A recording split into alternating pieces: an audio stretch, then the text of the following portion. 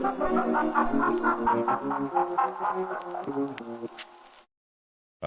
hello, hello. You're listening to Midnight Movie Gang. It's currently 7:47. That feels like a cursed number. It's currently 7:47 Night Movie Gang here on the East Coast, and I'm joined today by my buddy Joseph Yo, and by my buddy Jack over here, about to fall into the Heyo, sun. I worlds am colliding. burning. I'm already burning up. Oh, goodness gracious. God save me. Sifting into the lava. And today, so for those of you just tuning in, if this is your first episode, which this could very well be a first episode for people, like both these are both kind of like how Sunshine more than Little Miss Sunshine as far as like kind of like your cult classic, like, fits the vibe of the show, at least. I do think after like rewatch, I do think that there's more as a double feature. These movies work way better than it might appear on the surface. You know, they're both Yeah. road trips, They're both good movies. They're both about family, like kind of. ensemble cast. It's hot in both in both movies. It's A really bald warm. person. A bald person dies. That's Yeah. so true. Yeah. Yeah, that's true. A few bald people. I wanted to ask you guys, like, from the jump, what do you think would be more entertaining? Like as far as swapping the casts of these movies, the Little Miss Sunshine family on the Icarus, or the Icarus crew get into the Little Miss Sunshine pageant in that fucking van. Not the even first close. Yeah, not even close. Little Miss Sunshine on a spaceship. Because they'd figure it out. By God, they'd figure it out. They'd figure out how to fly this damn thing. In the Little Miss Sunshine crew, who's the most likely to go sun crazy? I think maybe Dwayne or Yeah, Greg it's Kinnear. Dwayne. I'd say. Greg. Oh yeah, Dwayne. for sure. I'd say Dwayne. I don't know why. I just feel like he's already got the. Like if Dwayne in the first half.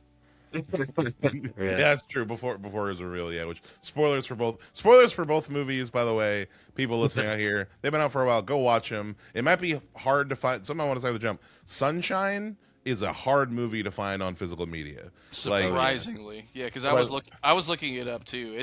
I mean, it's got a Blu-ray release, but it's got only like two, three. It's not a ton. There isn't like a. It's really limited. The cheapest Blu-ray I saw was like around 40, and then like a lot of the DVDs I was looking at were between 20 and 30 to buy online. It just got a limited thing. I want to see like this is definitely Sunshine is definitely up for. Like I feel like should get like a nice new 4K restoration or something. Yeah. Especially with how goddamn pretty it's. And this is one I don't want to own on DVD. When I get this movie, I want HD. Like I want the Mercury in all its glory. But Oh, yeah, yeah. so Gorgeous needed- ass Mercury. oh yeah, that scene. Actually, almost every scene. Sunshine's so pretty, which we'll get into. We need to decide, guys, off the bat, what movie do we want to go into first? Well, I watched Sunshine first. I also watched Sunshine first. Yeah, I think I want to go with Sunshine too, because I feel like our bigger, dumber, nerdy. I feel like Sunshine's gonna be a bigger, dumber, nerdier conversation, and then Little Miss Sunshine will be more of like an intimate talk. Will be more of a really closer to the human condition type thing. I feel a lot more prepared recording this. No offense, like I haven't what's it called? How shit's been taken ever. Also, my Halloween video essay has been taking forever to edit. It's the longest one so far, but like the Evil Dead episode, I was just exhausted. I realized that last record, like I like work everything, but I'm energized today. Stamped. I took Ready. a nap. Fucking. Although I did in fact fall asleep. I did in fact fall asleep. With Sunshine, like rewatching Sunshine, not because of the movie, because I was tired, but anyway. So yeah, Sunshine first. That makes sense to me too. Hell yeah. Yeah, so Sunshine is a 2007 British science fiction psychological thriller film directed by Danny Boyle and Alex Garland of 28 Inches Later, the Bone Temple fame. Friends of the show, actually, really. Like this is we've talked about a lot of these. Big fan. Yes. After rewatching this, I want to go back and look at some others. Like I really want to watch Millions. I didn't know what Millions was about, and I looked it up, and it seems like a fun premise. But what is y'all guys' histories with this movie Sunshine? When did you see it back in the day? Like what did you what were you bringing into it with your expectations? Tell me about it, Jack. You should go for you've been on and you go first. It's been a while. Oh man. Or if you Go, don't man, want go. to, or that's flat on you. Trial by fire, or trial by sun. I honestly couldn't tell you the last time I watched this movie. I did have my Danny Boyle kick back in high school. I probably saw it around the same time I saw like Train Spotting for the first time. But yeah, this was a while ago, so this was a good revisit. It's easily been at least like 7-8 years before I last saw it. And yeah, upon a revisit, it definitely does a lot more because my brain immediately jumped to like, oh, this is gonna be The Martian. I don't know why, but I just was like, yeah, this is gonna be The Martian. Nothing else, nothing more, nothing less. It's gonna be The Martian. Now, I don't love The Martian personally, but there's definitely a merit to sci-fi done well, and we've talked about sci-fi a little bit back on the show. But this is the first one that I've seen, I guess, revisited in a while that truly feels like its own thing. I was very impressed because there's a little bit of Tarkovsky, a little bit of Solaris in there. Obviously, there's like the Ode to 2001, but it doesn't. It's not afraid. I don't want to say camp. It's not afraid to actually show an excitement of just how unknown space is. I mean, we'll talk about the end a bit, but like it kind of goes into horror camp at the end, and that's Turns something. into a slasher. Yeah, and I almost like didn't even remember Yeah. that. But yeah, I was rewatching it. I loved this movie. I really enjoyed it. I think it hits all the right beats. It asks some good questions, and it's got one kick-ass scene of a dispensary getting lit on fire. So All Michelle Yeoh's weed, fucking yeah. burnt to the ground. That's actually gonna like if they got to they learned that their oxygen it's not actually an oxygen farm. It's like it's a CBD farm. They've been stoned the whole time. No, the only that's why fucking Pinback or whatever went crazy at the end. He Yeah. ran out of space weed. It's That's withdrawal. what sun madness really is. Yeah, it's just getting withdrawal. way too fucking high and scared. In space, yeah. What's it called? I've got so many thoughts, especially on the ending of this movie. But Joseph, I want to hear what you were bringing into Sunshine first. Okay. Well, we know I'm a Danny Boyle fanboy on this podcast. I always watched 28 Days Later on my DVD growing up, and in front of that movie was a trailer for this movie, and it took me forever to watch it, like until I got a Netflix subscription like years later, and then I watched it and I was like, this is 28 Days Later. I don't understand this. And then I watched it for this time, and I really enjoyed it. I thought it was really good movie, and it was also I feel like parallels like really similar shots and like vibes and tones to 28 Days Later at like multiple points in this movie, which I know I'm biased because I've seen that movie so many times, but like there's like almost specific homages. I mean, it's the same director, but I uh, wonder if it's the same cinematographer. One second. yeah, I do wonder that. Alvin H. Uh, Alvin H. Kushler. Oof. Let's see. What's your problem, man? What did you do? Feature film. He Nope, did not. He didn't Steve work on Jobs. Wait, Interesting. That makes sense. Cool. wait, scroll up a little bit. I thought. Oh, never mind. Sunshine. Gotcha. I saw Solitary Man, and I thought it was the Solaris remake by Steven Soderbergh, and I was like, wait a minute. This That would man's be got a a- heart on for the sun. Yeah. But yeah, no, it's a really good. It's honestly it's way more of a horror movie than I remembered.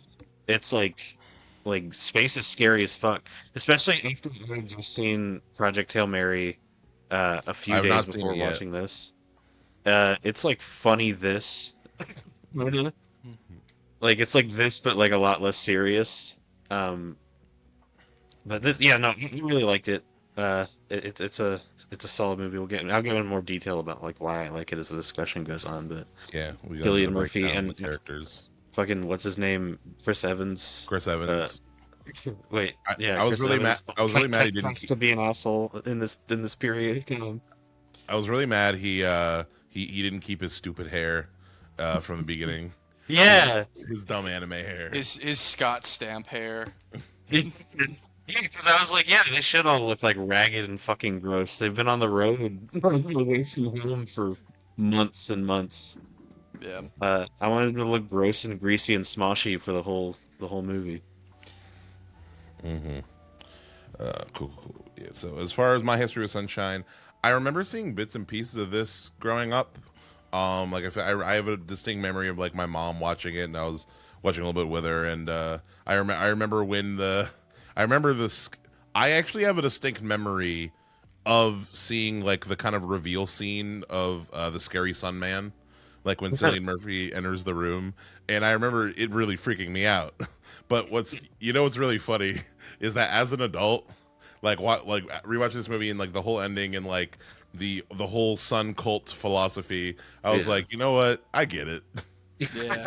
Like this is like when they Yeah. were kind of going into the whole thing of like, yeah, he went crazy and it started worshiping the sun as a god. I'm like, if I was stuck on a spaceship for 7 years with a big sunroom, nothing to do but hang out in the big sunroom. Just I, sit there and stare at it. I totally understand. I totally understand becoming a sun cultist. I get it. I was not confused or questioning the villain's You're motive on that whatsoever. guy's side. Not on his side. It's just I understand. um, like I Listen, man, I like don't agree, but I get it. yeah. But no, just as far as like yeah, and then I remember yeah. So like I definitely think when I was younger, I only saw like the latter parts of this movie. Like I didn't remember anything from the beginning Yeah. upon this rewatch. And yeah, no, it's great sci-fi from the jump. Um, and just as far as like I love the cast is great.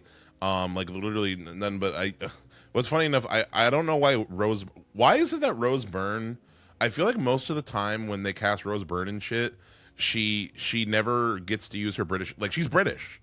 But I feel like They she really hasn't. wanted to make this movie out like American as fuck. Yeah.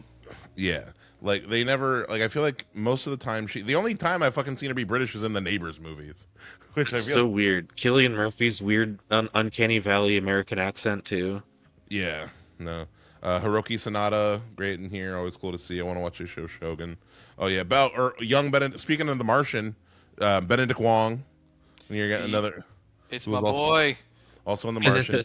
BD Wong being stressed as fuck in this movie. It's all his fault, but it's okay that it's his fault. He Yeah. made one mistake and He made fucked everything up for everybody. he made one mistake, but it's like I get it. He was Yeah. dealing with a lot. It was I'm a bad at math complicated. too, man. Yeah. Um. Oh yeah, it was Mark Strong. That makes sense too. If anyone's gonna be our son, like it's because his the sun. He's so bald. The sun rays Yeah. went into his brand. I need to show people. So yeah, His head became shinier than ever. The Exactly. sunroom's actually just a big mirror all pointed at his head. He is the Sun- sun. he thinks that his son is the head. Yeah, or other way around. His head is the sun. That's true. But yeah, no, like honestly, I also think that the parts of this movie that verge more into the philosophical and more what's the word? Not as literal. I think because like I've seen some complaints about this movie talking about some of the more fantastical and like genre, not even just like the actual horror stuff. Like some people, Objective filmmaking. yeah, like some people What I don't like. like Danny Boyle for. Yeah, it's a very Danny Boyle thing where like what he shows isn't necessarily going to be literal. It's more about giving you a specific feeling. One scene I'm thinking of this probably is like at the end, like when they're falling into the sun, Cillian Murphy like touches the surface of the sun or whatever. Like, and Yeah. it's clearly that's not like really what happened, but it's like Poetry. exactly he's trying to give you like a particular vibe. And like I know that some people don't like that kind of thing, but it's like Makes his Um, movies interesting at the very least. not everything has to be literal. Not everything has Yep. to like literally, there are some things that can be up to interpretation. And sometimes the filmmaker just wants to show you an image to evoke a specific feeling even if it doesn't necessarily make sense. And My I favorite think kind of filmmaking, I think, is that Yeah. like super, yeah. like just trying to be evocative of an emotion.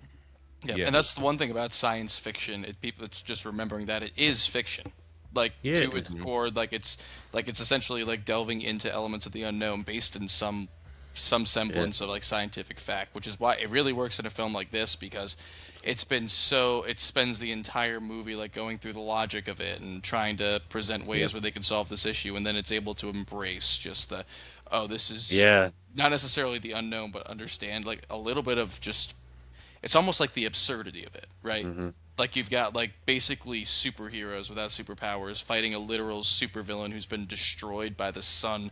And we got to talk about Mark Strong in a second, but it's Yeah. Yeah. it Yeah. its absurdness at the end like feels very earned, very Yeah. deserved, This. and it's on brand for sci-fi. Yeah. It's a good ramp up. It's also a great just surprise. Um, and like, well, Yep. Yeah. you mentioned, Watching this movie has been like has been like the start of a recent like trend in like the media that I'm consuming of the super surrealist sci-fi that I'm reading Annihilation right now, and that book ooh, is fucking awesome, dude. I haven't seen the movie. I'm gonna see it after I read the book, but like I've never enjoyed a book more. It's kind of similar vibes, and it made me want to replay Control. So I'm doing that too. I kind of caught some watching Sunshine. I get what you mean, just with that kind of cerebral. I was thinking of Akira a little bit. Yeah, Watching Ooh, Sunshine. yeah. Just for folks at home, you can go back and watch it, listen to our Akira episode. Hear our thoughts on Akira. But yeah, no, just like there's, yeah, I love all the philosophical. I like Joseph. I think part of it's like I like when sci-fi dips its toes into religion. yeah, Like Yeah. I think that line between like the how and the why and like exploring that yeah. is just It's so the unknown of it all. It's like how do you deal with coming up with that threshold of the unknown and where the super strain, especially like compared to conditions on Earth. Like yeah. this is an insane situation for people to be in. It would do weird stuff to your perception for sure. And Yeah. insane. Yeah, part of what inspired suggesting this episode was I was real high one night, and I was on a I was on a YouTube YouTube video essay bend, as you do, you know, and I saw this video essay that was about Jupiter. It was just a whole bunch of crazy facts about Jupiter, Did you like get more I know. stupider? I felt a little stupider because I didn't know the stuff like for it's just how dangerous. So Jupiter is like if Jupiter was only 20 times bigger, we would be living in a binary star system right now. It would be Like 20 times the size of Jupiter. yeah, um, like if you get within a certain distance of Jupiter, like every probe we send to Jupiter, when it gets within a certain distance, the radiation is like just so high that it just fries all electronics. Like you, as a human being, if you got like teleported, like near Jupiter, you would die within 10 minutes of radiation exposure. Yeah. It's it Jupiter's magnetic field when Saturn and Jupiter are closest reaches Saturn. One of Jupiter's moons is like Jupiter is like actively eating. Basically, like matter from one of its moons is like kind of being dragged, and it creates like giant solar like storms, like the big auroras, basically. Um, Yeah, that's that are like fucking dozens the times timer. So just like and the video was focusing also had a section where they talked about like the godlike elements of like cosmic horror and the sense of like, you know, it makes sense that like when we name celestial bodies and things after gods and deities and stuff Yep. because at the we are just so and it's an environment space itself is just an environment that we are just in no way built for. Like we are built for we are so protected in to our even little comprehend. Yeah. yeah, Yeah. it's like just even wrap your head around like us even trying to. How dare we try to like, Yeah. you know, extend other to the like it's we are not worthy of it type deal. It's like, you know, and yeah, and it gave me those weird stomach feelings that I think like Big fan of those feelings. once again I get becoming a sun cultist. Like Praise the I sun, dude. I think I don't see myself going along too dissimilar a path as as Mark Strong. I wouldn't Um, even make it. I'd probably go like 6 months and get my pasty ass sunburnt and be like, all right, I'd that's be it, like, we're done. turn it around. Turn Yeah, it around. you just die, but yeah. Yeah. Stop the count. No. So let's start going into the plot of Sunshine a bit. It's 2057, 31 years, boys. 31 years from now, So close. the sun is dying somehow. Even though so the sun has about 5 billion years left on it in real life, Yeah. but it's dying in 30 years, and the Earth is getting too cold. So the movie starts. We're following 8 astronauts aboard the Icarus 2, which, by the way, I think Icarus is a bad luck name for this mission. Yeah. Yeah, it's kind of tempting fate, isn't it? Yeah, it's a little on the nose. Like I just call it like the Sun Bomb Ship Two. The SS doomed to fail. Yeah. The HSS, we are all going to die. Yeah. VHSS, this is fucked. But yeah, they're on the Icarus too. It's a whole bunch of hot people, but also very talented actors. On their way to Yeah, the no one sun. here really looks like a scientist. I'm gonna be real. Yeah, it's not as bad as Ash. Though. Jack, did you see Ash? Came out in like 2024. Yeah. Dude, I didn't even realize what you were talking about. I forgot all about You Ash. forgot about? We did an episode on it. I know, dude. No, Go he's back talking- and listen to the episode and you'll remember why I forgot about Ash. Yeah, Not see? gonna lie, when you said Ash, I thought about Ash Ketchum for a second. I'm like, No, I was thinking about Evil Dead. no, but I was like, I'm gonna roll with this, but hell yeah, but Jack, have you heard of Ash? I'm showing I- people at home. I got people at home. You Yeah. can take a look. What a waste of I potential. have not. It was a low budget Shutter movie that got a limited release. Joseph and I went and saw, and yeah, basically it's an Alien ripoff. For the most part, it's an Alien type ripoff. But yeah, all the people are the whole crew is supermodels. Yeah. But so Yeah. I'm just saying, I don't think Sunshine is as guilty as that. But yeah, everyone's got their roles. Cillian Murphy is the physicist, scientist man. His job is basically to like kind of maintain the bomb because we're gonna throw a bomb into the sun and that's gonna give the sun some more juice. What's it called? What's our, Foreshadowing for Oppenheimer.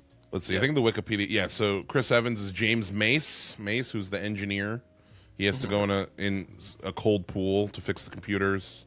Rose Byrne's the pilot. Michelle Yeoh is the botanist. She's the Mark Watney. She has her green room. That was another thing too. Another reason I wanted to watch this because I was on a Michelle Yeoh kick for a minute, and Did I you was- watch Couching Tiger, Hidden Dragon? Because Not of the yet. Michelle Yeoh kick. I started watching Yes Madam, which is one of her she did in the '80s with Costello Lockhart. She's like her hair is crazy in that movie. Hold on, I'll see. I didn't finish. I fell asleep during it. I was too stoned. Something. I'm getting. That's been happening. Is that I'm your getting. letterbox review? I'm getting old. Well, no, I'm gonna finish. I'm gonna finish it and then, but one second, I'll show you. Yeah. So yes, madam, her hair is nuts, and she's Oh, like wow. super young. I yeah. love that there's an exclamation point after the title. I'm a big fan Are there of that. 3 A's in that? Oh no, it's yes, madam. Yes, ma'am. Yeah, Ma'am. I yeah, think yes, madam. I'm dyslexic. Holy shit. Yeah, but Michelle Yeoh, she's like a super cop type deal, and it's very 80s. You can see the fits and everything, but she's badass in it. But anyway, yeah, and then like just looking through his card, I'm like, oh yeah, Sunshine, I want to watch that too. But who else is important? Yeah, yep, Hiroki Sanada, ship's captain, who you know is gonna die right away. Yeah. Wait, he's also in Life. We haven't talked about Life on the show. He's But in Life. Never seen it. Not the cereal. None of Damn that. it! I was so hungry. Ugh. It's another alien ripoff. Hiroki, he can't take a break. He's died in space a lot, is what I'm trying to say. Yeah, talk about like one of the more like on this more serious note. Talk about one of the more underrated, prolific actors too. He's in everything. Yeah. like he was in like the Marvel movies. Like I mean, Shogun's huge, but I mean, I'm trying to think of like other minor roles that he's just kind of popped up in. But I haven't. He's Scorpion in Mortal Kombat. That's in the right. movie. One of him and Sub-Zero are the best parts of the Mortal Kombat movie. Should just be Sub-Zero and Scorpion's story, just like their whole history of fighting, because that's the best part of that Yeah. movie. But yeah. But no, back to just the want- cast. How did this movie not make Cillian Murphy a superstar? Like I've been kind of thinking about this for a little bit. Like this just seems like it sets him up to just like explode. Yeah. Yeah, because this is a big meaty role for him. Big And meaty this role, is- Danny Boyle. Like he's awesome in it too, and like he's And leading this is- this huge cast. After 28 Days Later too, he's the big meaty lead in that too. Meaty Murphy. I'm trying to find. I'm on his Wikipedia page. Meaty Murphy. Meat Murphy. That's when he's gonna beef up. He's gonna. Mr. Meaty. We know we're gonna. We know the day when Cillian Murphy gets Oh yeah, so he's got his own. You know that you've made it as an actor when your filmography has its own Wikipedia page. Was this pre or post Batman Begins? This is Post. Post, yeah, 2 years after, yeah, watching the So detective. he was pretty big at this point, right? I mean, he's Yeah, not he- like It's not like huge. I think He's his like a yeah. Oppenheimer has been his hugest moment. Yeah, Peaky Blinders kind of slowly built him up, I think, over on his like his renaissance. Yeah. But yeah, no, I he's don't know. he's I haven't seen he's it. really great in Sunshine. I feel like everyone's really good. Yeah, Chris that Evans. was a Oh, good there's also director. the ship counselor who. That's how the movie opens. By the way, it opens with the ship counselor in the Staring into sunroom. the sun. Yeah, And what's that character's name? I'm trying to get back to the page. You can tell he would if he had been left alone, maybe he would have gone some crazy too. Like, yeah. and He was already kind of starting to. they were teasing it. He's got like the fucking blotches on his skin and stuff. Like Yeah, he's got like sun damage because he's just spending all his time staring at the sun. yeah, Searle, his name, Cliff Curtis Searle. He's also been in a lot of stuff. Um, but yeah, no. So like we're on a little adventure. Yeah, Um, this scene, and you know, it comes up every episode that I'm on. This scene, where they're all having like breakfast in the in like the crew quarters or whatever. very alien. Very, very alien. I'm Yeah. sorry to say, everybody, very alien. I don't think you can make like a serious toned movie about a bunch of astronauts isolated on a ship without it at least But that, tangentially referencing yeah, Alien. Yeah. Like I think it's yep. visual iconography that you can't avoid if you're making this kind of space movie. But the first big scene I is recently sent a link to LC. That was an interview with Ridley Scott where he rates his top five sci-fi movies, and two of them are his own. Blade Runner and Alien, An Alien. which you can't I mean, you can't really argue with it. yeah, they're pretty much there. and what Ridley Scott had said. Actually, the best sci-fi movie of all time is one of mine, Alien Covenant. He just lists the He would just be entire. fucking with people. Yeah, He's just the entire aliens. Only the ones that he directed, though. that's the one. That's the one you got to see. Napoleon. Exodus, Gods and Kings. Yeah, no, yeah, really, what a beast. I mean, yeah, he knows he's got good shit. The first pretty scene we see in the sunroom is they're passing by Mercury and they watch Yeah. Mercury go in front of the sun. Yeah, no, Is I that a think, miniature? That looks fucking amazing. Oh yeah. I think. Let's say I didn't look at the. I'm pretty sure it's all CGI. I mean, this Because like I remember, I audibly went like, "Wow!" when they did that. I was like, why does this look so good?" because Like, go ahead. no, like what year did this come out? This was 2007. 2007. Which I mean, I'm pretty sure this is. So here's the thing. This is the peak. This is pretty close to the Yeah. peak of CGI we talked about. Yeah, in the, Pirates of in the Caribbean 2 came out in 2006, right? Yep, and then I'm thinking my benchmark was Transformers One. Transformers One for me was the first, which same year 2007, was the movie for me where it's like, okay, movies you can just do anything now. Yeah. Like, I think I saw someone online say that was before we knew enough about VFX to cut as many corners as we do now. That's well put. Like, Yeah. yeah, they were just trying way harder back then. Oh, like I mean- every other Transformers movie. Yeah, and like, I mean, now there's such an over reliance on it that we push like VFX artists to the point where they have to cut as many corners as they can to even like hit deadlines. oh, they have nowadays VFX houses have like half the time and fractions of the money, you know, Yep. to do what they need to do. Unless you're James Cameron, like the Avatar movies are the only movies where the VFX artists have infinite time and money. Like all these Marvel Yep. films, Star Wars, they don't have time to do anything. Where it's like, yeah, this movie Sunshine, Danny Boyle's also the kind of filmmaker where he's like he's gonna make sure it looks right. Yeah, the Like- aesthetics are very important to him. Yeah, Yeah, that's crazy. 2007. yeah. This No. movie looks amazing. Like Yeah. all the effects are fucking amazing. From 2007, from basically the peak of CGI was 2009 with Avatar and District 9 to 2017 with War for the Planet of the Apes. That was Yeah. that those 8 years Yep. were the Yeah. CGI. And After then the that, Planet of the Apes movie that came out after that was worse. Crazy.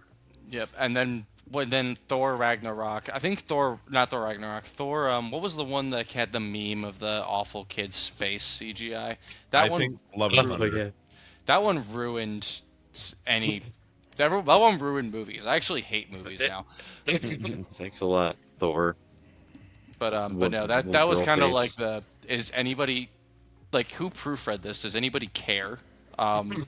But no, in terms of but Joseph, you're actually right. This is an example of Danny Boyle actually taking the time to make sure the details are all there and actually present it and as Oh yeah. I guess surreal of a way as he can. Oh yeah, Yeah. I don't like that face. Yeah, it's definitely a Danny Boyle take on space. Yeah, oh my God. It's like a TikTok like effect or something. I remember this scene. He's like talking through the ether. So it's like he's Heimdall's kid.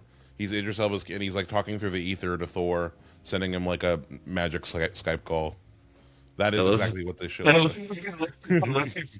It's the That's a Scooby Doo. yeah, Yeah, it's the for those just Scooby-Doo listening. face and they pull out. Yeah. All right, I changed that back. Scooby Doo is the peak of CGI. It never got any better than that.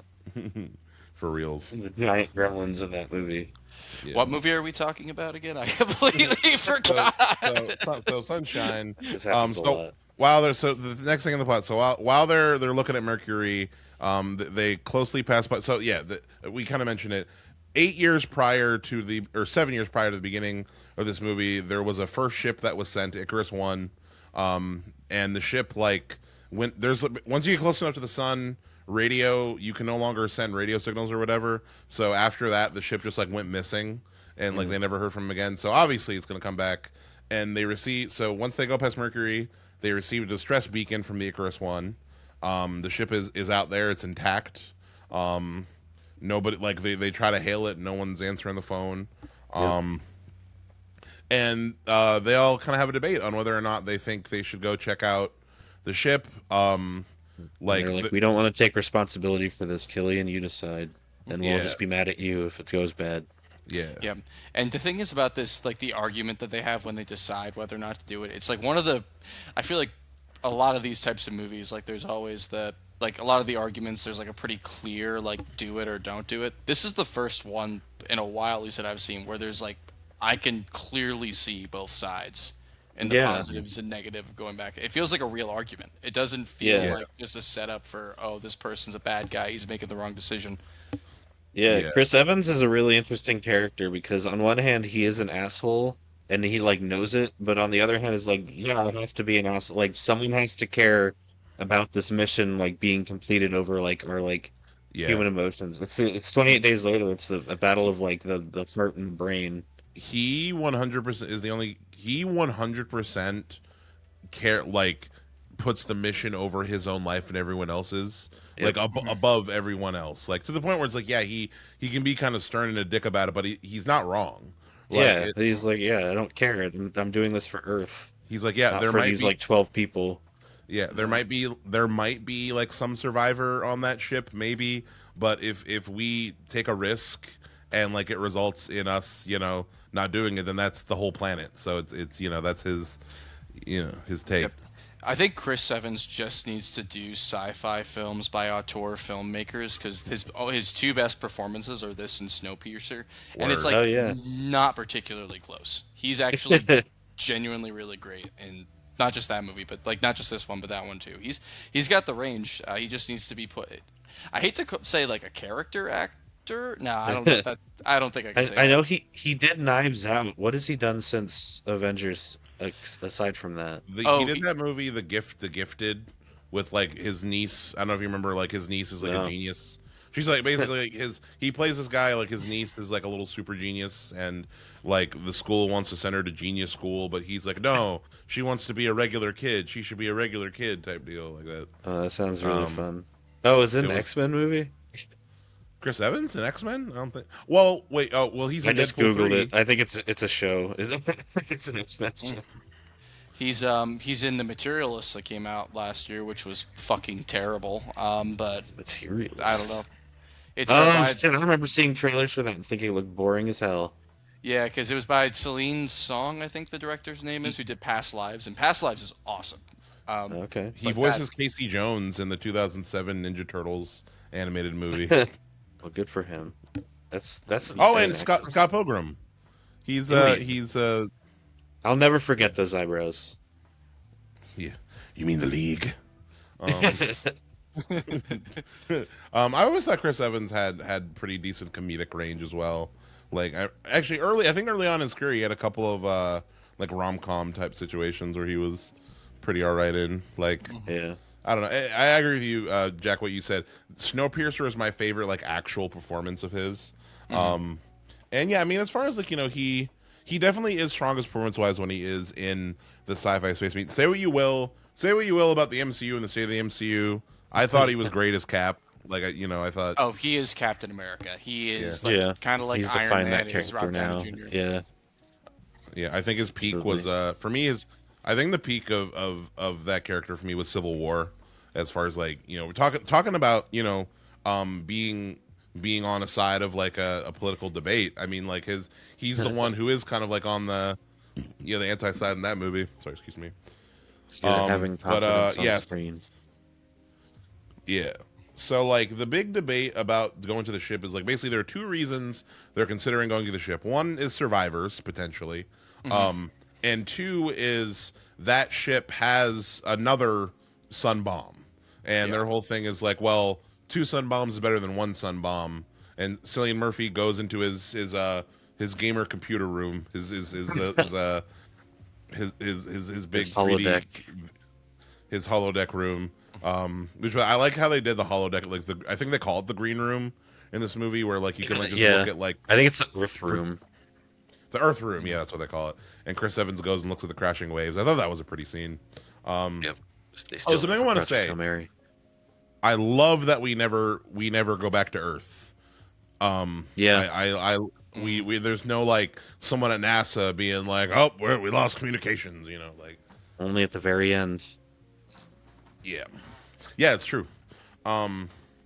But yeah, so Searle is the one who makes the big push to go get it, where he's like, yeah, we got to go get the sun bomb. When I think clearly like he's also motivated by like he's becoming a little sun obsessed, and like I think he's thinking like maybe I can learn some more sun religion, or maybe someone on that ship gets me, Teach me. you know. Well, little do you know, it's Mark Strong with a skin disease. Honestly, a really good. I know I'm jumping ahead a little bit, but like, it's a really good twist. It got me again. It got me the first time I went to see it. I forgot all about this movie, and it got me this time too. Where I'm like, there's someone on this.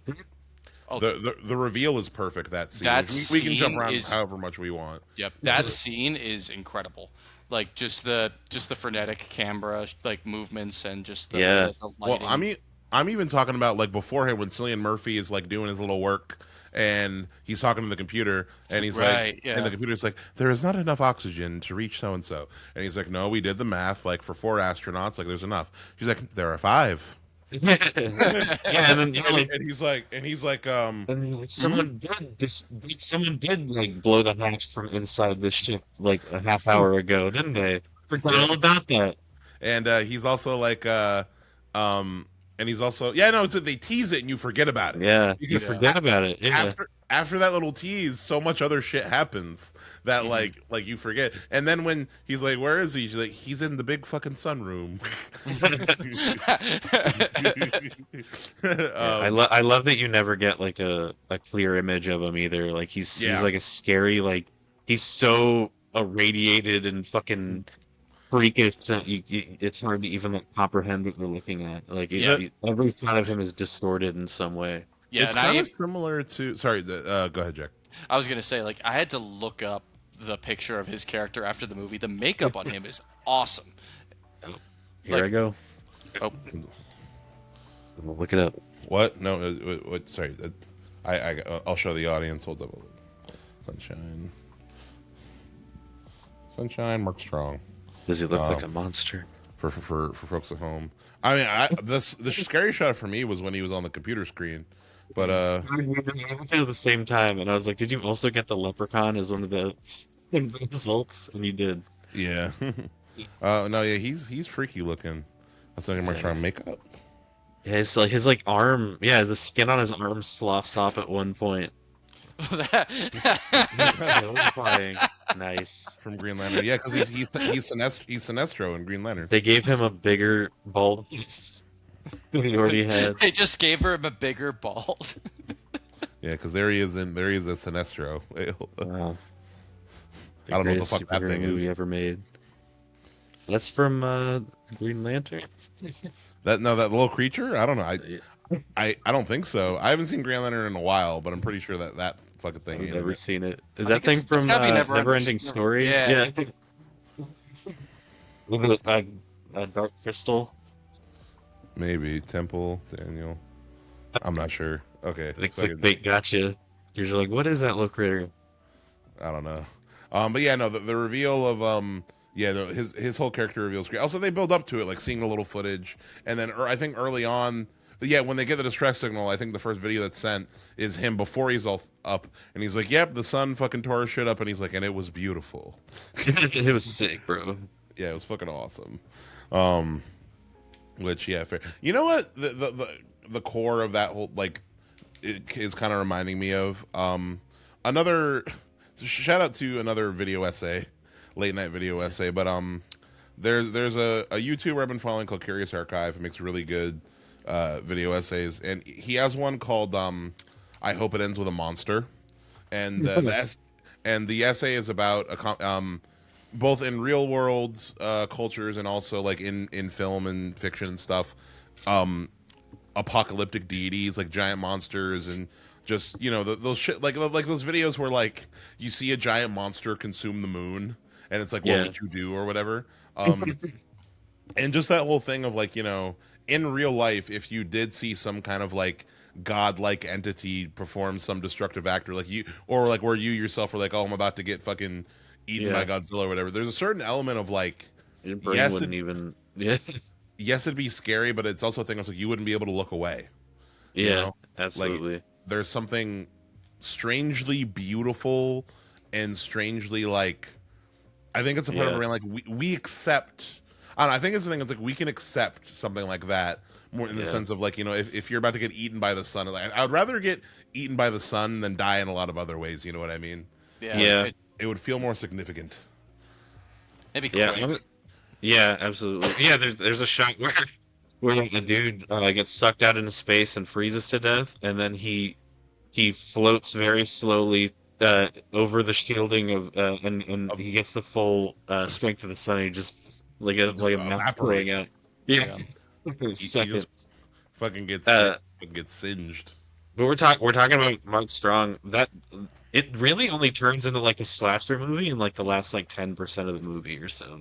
Yeah, like literally Like, just like right at the end. It's like a twist. It's like it like I was I know this is probably mostly just the 3 act structure, but it's another connection I made with 28 Days Later, where it's just kind of this like chill road trip, like their problems, and we're trying to like figure our way out of it, and then in like it's like changes movies at the end where it turns into this like super violent, like people are getting picked off and slaughtered, uh, and it really comes out of nowhere.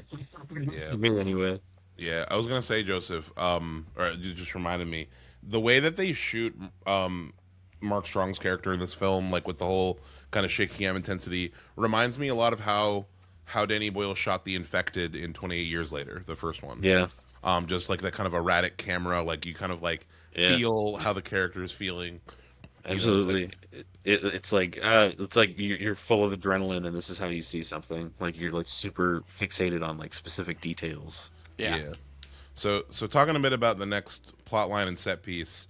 So yeah, we talked about it a bit earlier, but BD Wong, he's like the ship navigator or whatever. He puts the ship on a course to the Icarus One, but doing that to redo the course, he forgot an element. He forgot like to adjust the shields or whatever to adjust. He didn't carry the 2 or whatever. Yeah, like he made some little numerical error, and that caused some of the shielding on the front of the ship to kind of like pop open, get fucked up, and Basically it puts the whole ship out, unless they fix it.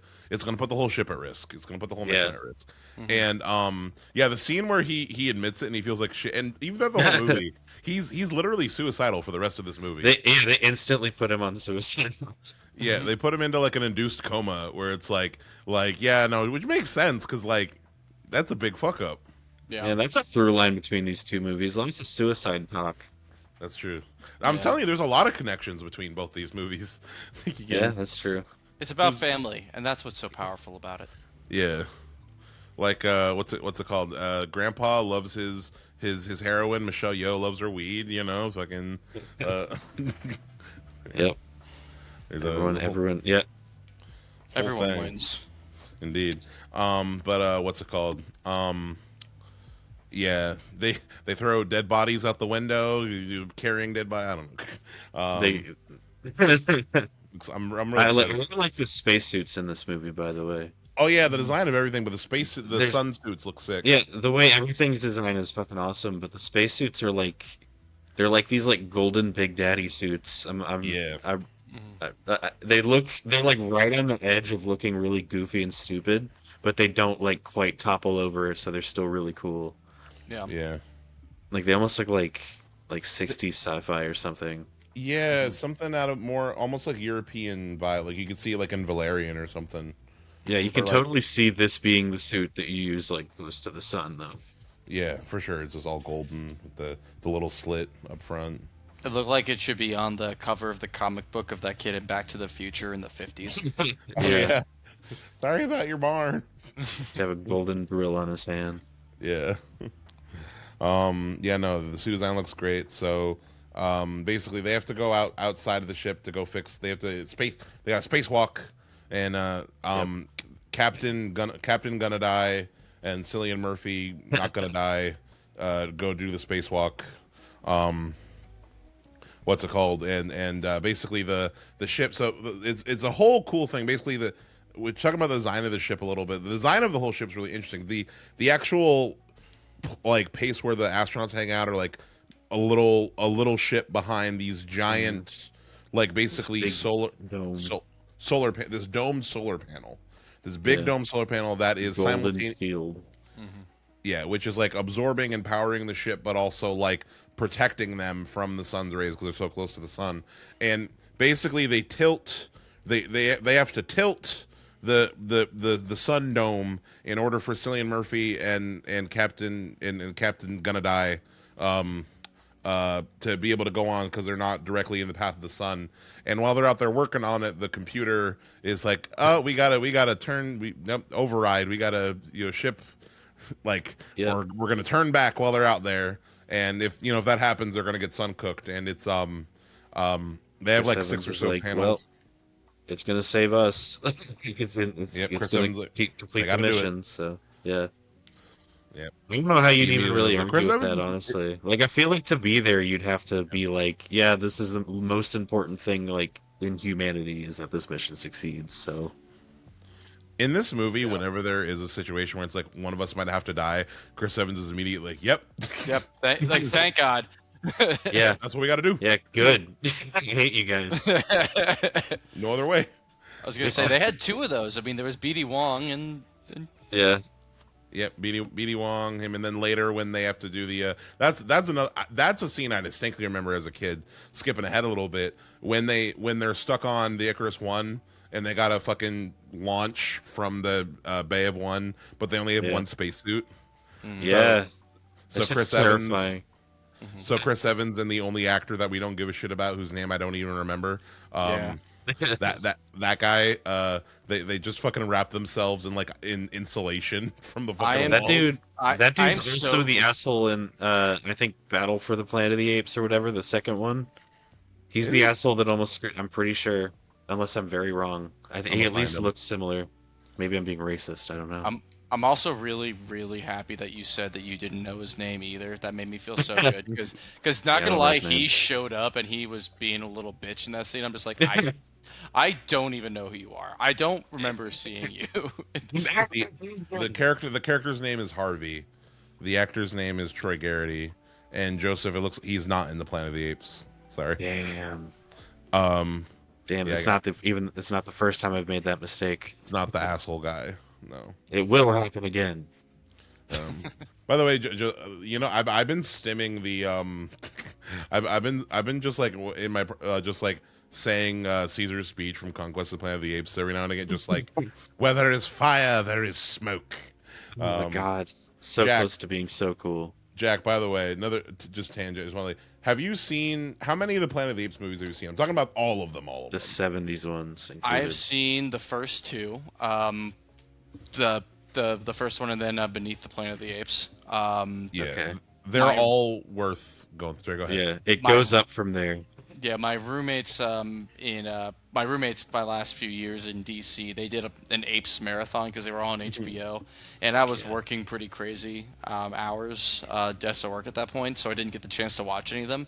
But I remember distinctly, really Beneath the Planet of the Apes really sticking with me, and I was like, I wonder why that is. And then they get to Beneath the Planet of the Apes, I'm like, oh, this is actually genuinely effective and terrifying, and they don't have any faces. And Yeah, that's cool. the mutant people are really scary. Oh, Hey, yeah. if you like that one that much, you're gonna love the rest because Yeah. we covered all of the movies, like the whole franchise on the pod over the holidays, and they all work so well together too. Yeah. I found out I really like that whole series. Which one's the one where Abraham Lincoln turns into a monkey? That's the Tim Burton 2001 Planet of the Apes. Oh, that's the bad one. Oh, That's okay. that is the better. That I think That that's was at still the bottom of both of our lists, I'm pretty yeah. sure. We ranked them all, and I think that is the worst of them all. Oh, that's the one with Marky Mark. Oh, That is yeah. Marky Mark. Yeah, I still think it's it's worth watching. Helena There's some fun Bonham parts. Carter. Oh, exactly. Yeah, who is giving Marky Mark fuck me eyes the whole movie. fuck! Um, I hope that movie doesn't make me hate Helena Bonham Carter. I don't It think won't. so.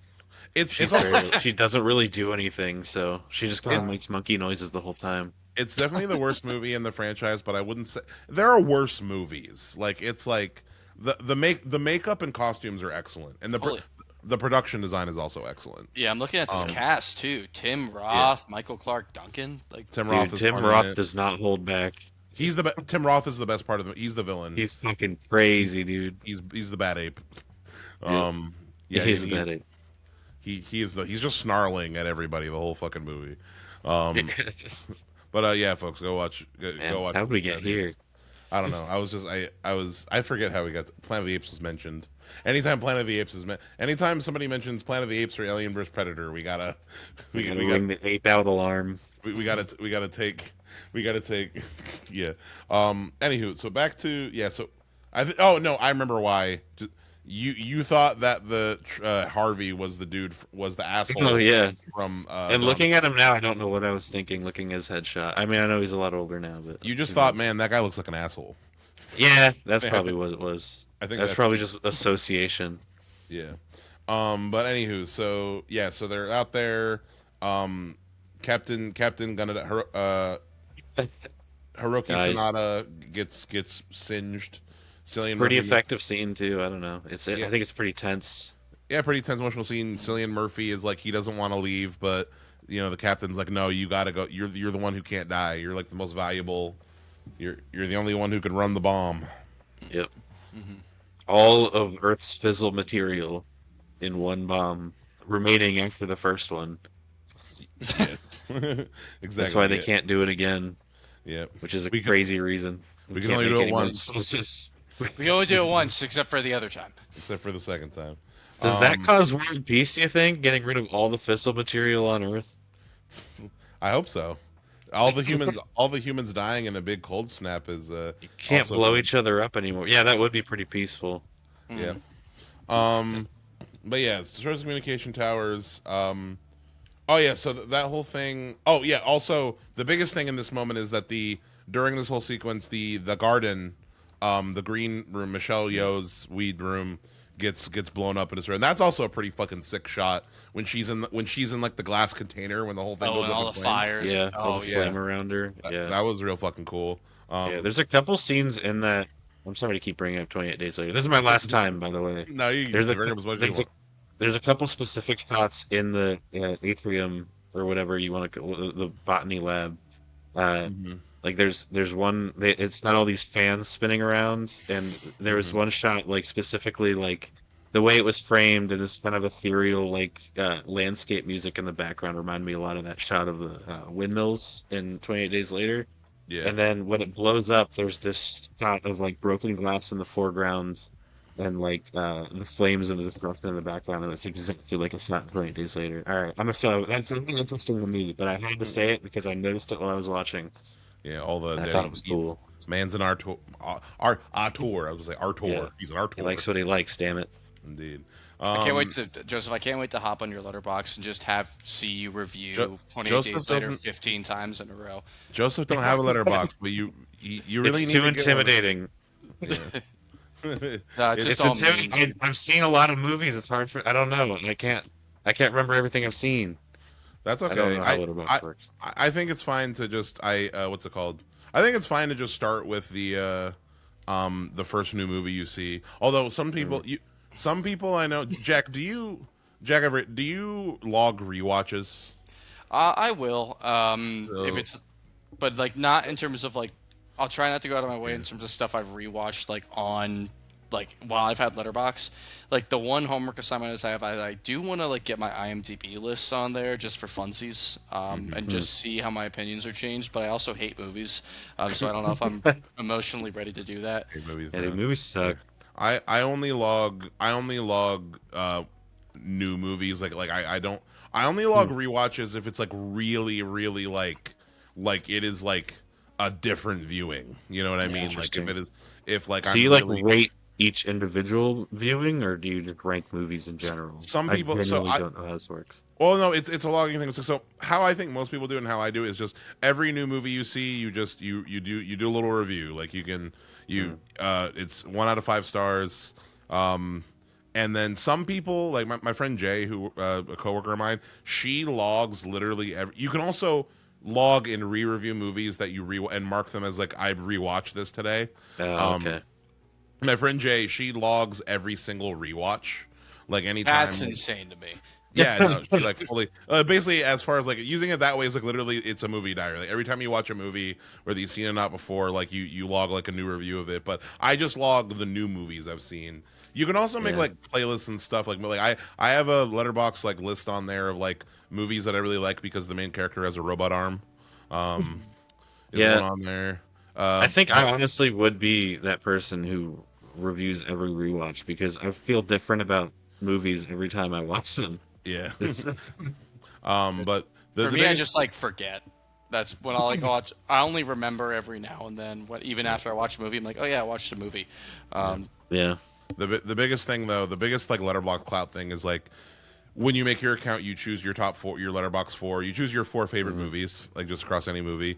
And looking, the first thing you look at when you look at someone else's profile is their top four. Your letterbox top four says The more about judgment. you. That's another scary part. It says more about your letterbox top four says more about you than like I think fucking your zodiac sign. It's more than I it honestly means. don't even know if I could do that. Yeah, It means more to me than your name. yeah. I think it's fair to change. Like Courtney changes their top four quite a bit. Yeah. Like they'll look at it and be like, that movie. Like on a different day, might think about a movie differently. Mine, I recently kind of redid. I think my four it's Sandlot.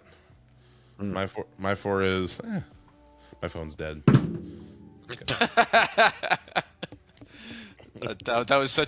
That was impeccably timed thud, whatever it landed on. Wait, what Yeah, is that? mine's like the Red Shoes and Phantom of the Paradise. I think is my number one. But then it's like I don't know, the Wiggles. Yeah, Ooh, but perfect days. I put Perfect Days on there recently because Perfect Days has Dude. just become my comfort film. The other day, so I've been sick and I've been like stressed about like the new house and everything, and And like did you rewatch Perfect Days to help you? no, I was at work and I was like getting pissed off at everything. I was like, "God, I need to rewatch Perfect Days and remember what it's really all about." Yeah, Perfect Days is my emotional reset. Like whenever I feel Yeah. too wind It's up. like- Jack, you've seen Perfect Days, right? I have not actually. With highly recommend. You'd fucking love it. Highly recommend it. Yeah. You're hanging Changed out my with outlook for a little while. hanging out with his Japanese man, listening to cassettes, cleaning toilets. Because that's One of the directed by most beautiful movies I've ever seen. That's directed by Wim Wenders, right? It is Wim Yeah. Wenders, yeah. It's so fucking good. Perfect I'll days. rewatch it tonight. Yep.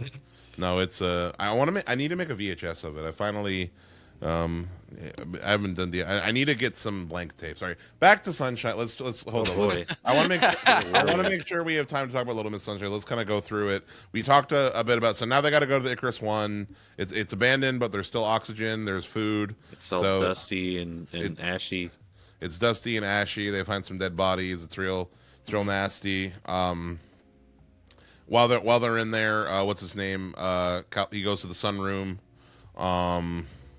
Let's see. Oh, while they're hanging out in the Icarus one, so I forget when they time, but the little connection between Icarus 1 and Yeah. 2 gets blown up, and it fucks up both It's ships like, a it little had bit. to have been someone on the Icarus too. Yeah, And- yeah. somebody manually decoupled the fucking thing, and they think it's BD Wong. Even though they like disprove that in that conversation, but then they just kind of move on. It doesn't come up again until you've forgotten about it. Yeah, because other things that pressing matters, like we're Love gonna that. die. Yeah, But yeah, the thing is, and then we talked about, we mentioned it earlier, but definitely the scene that sticks in my head is when they see it. They only have one spacesuit. There's four guys. They only have one spacesuit. One guy has to manually open the door, so one guy has to stay on the Icarus one to die, basically. And I'm forgetting it, the counselor. I'm forgetting his name again. Searle volunteers for that. Which I like how his character goes out. Like he kind of accepts his fate. But anyway, but yeah, so Chris Evans and Trey have to fly through space in nothing but insulation. yeah, And- unprotected. unprotected. Yeah, they wrap themselves in insulation and they get zoomed through, and then Trey gets knocked off into space. And I remember, Boing. I forgot that he died there on this Dude. rewatch. Yeah, I his thought- his eyeballs freeze over.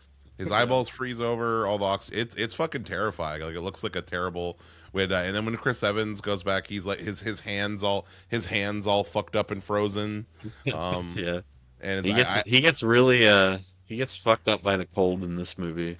yeah, Yeah. Chris, he goes through it like you know, Great cold acting from Chris Evans. something that I appreciate about Chris Evans in this movie, or like his character, he talks so much shit, but he takes just like he is Yeah. willing to put himself on the line as much as anybody else. You know what I mean? Yep.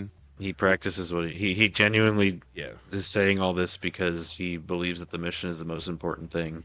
Yeah, he doesn't bullshit. Yeah. But yeah, now we're back on the ship. And yeah, so suicide risk. Oh yeah, it's about where we're at. Oh yeah, I just want to mention real quick, Searle's death. He goes into the big sunroom on the Icarus one, and he just lets the sun singe him, and that's how he goes out. You know, and it's like totally kind of what he wanted. You know. Yep. But yeah, so now we're back on the Icarus one. They're running out of oxygen. We're kind of approaching the third. Some other conversations and shit happens, but yeah, so like they calculate there's enough oxygen for the four of them. Oh wait, oh yeah, Trey kills himself. That's another thing. They're like, one of us needs to die. BD Wong. Yeah. Oh, I think Chris Evans at one point says that he's gonna murder Trey. Not Yeah, Trey, but BD Wong was. I feel like he was just gonna do it either way. Yeah, The second he got the free chance. yeah. Actually, I think I remember Chris Evans That goes seems- down with like a gun or something. Yeah, he I think he takes a knife, and then like he finds him dead in the earth room, and it's like this really it's really touching. There's like these fake birds flying around, and that's the only Yeah. sound is like the fluttering of the really weirdly pretty. Yeah. That's Danny Boyle is just this like Weirdly macabre pretty. beauty. Yeah, Yeah, he has such wonderful. Even Slumdog Millionaire when he the falling in the poop. It's so Yep. pretty. the image that I remember most of that movie is him covered in feces. Yep, main thing. Yeah, so we get to what we were saying, the great reveal of Mark Strong. We haven't talked about Mark Strong's lines when he first comes. He's talking about like there will be a man alone with God. He's like, I was alone with God for 7 years, and he disrupted our conversation. Yeah, he's super scary. We talked about that. He's Insane. going around killing people. I think the only person he directly kills is Michelle Yeoh.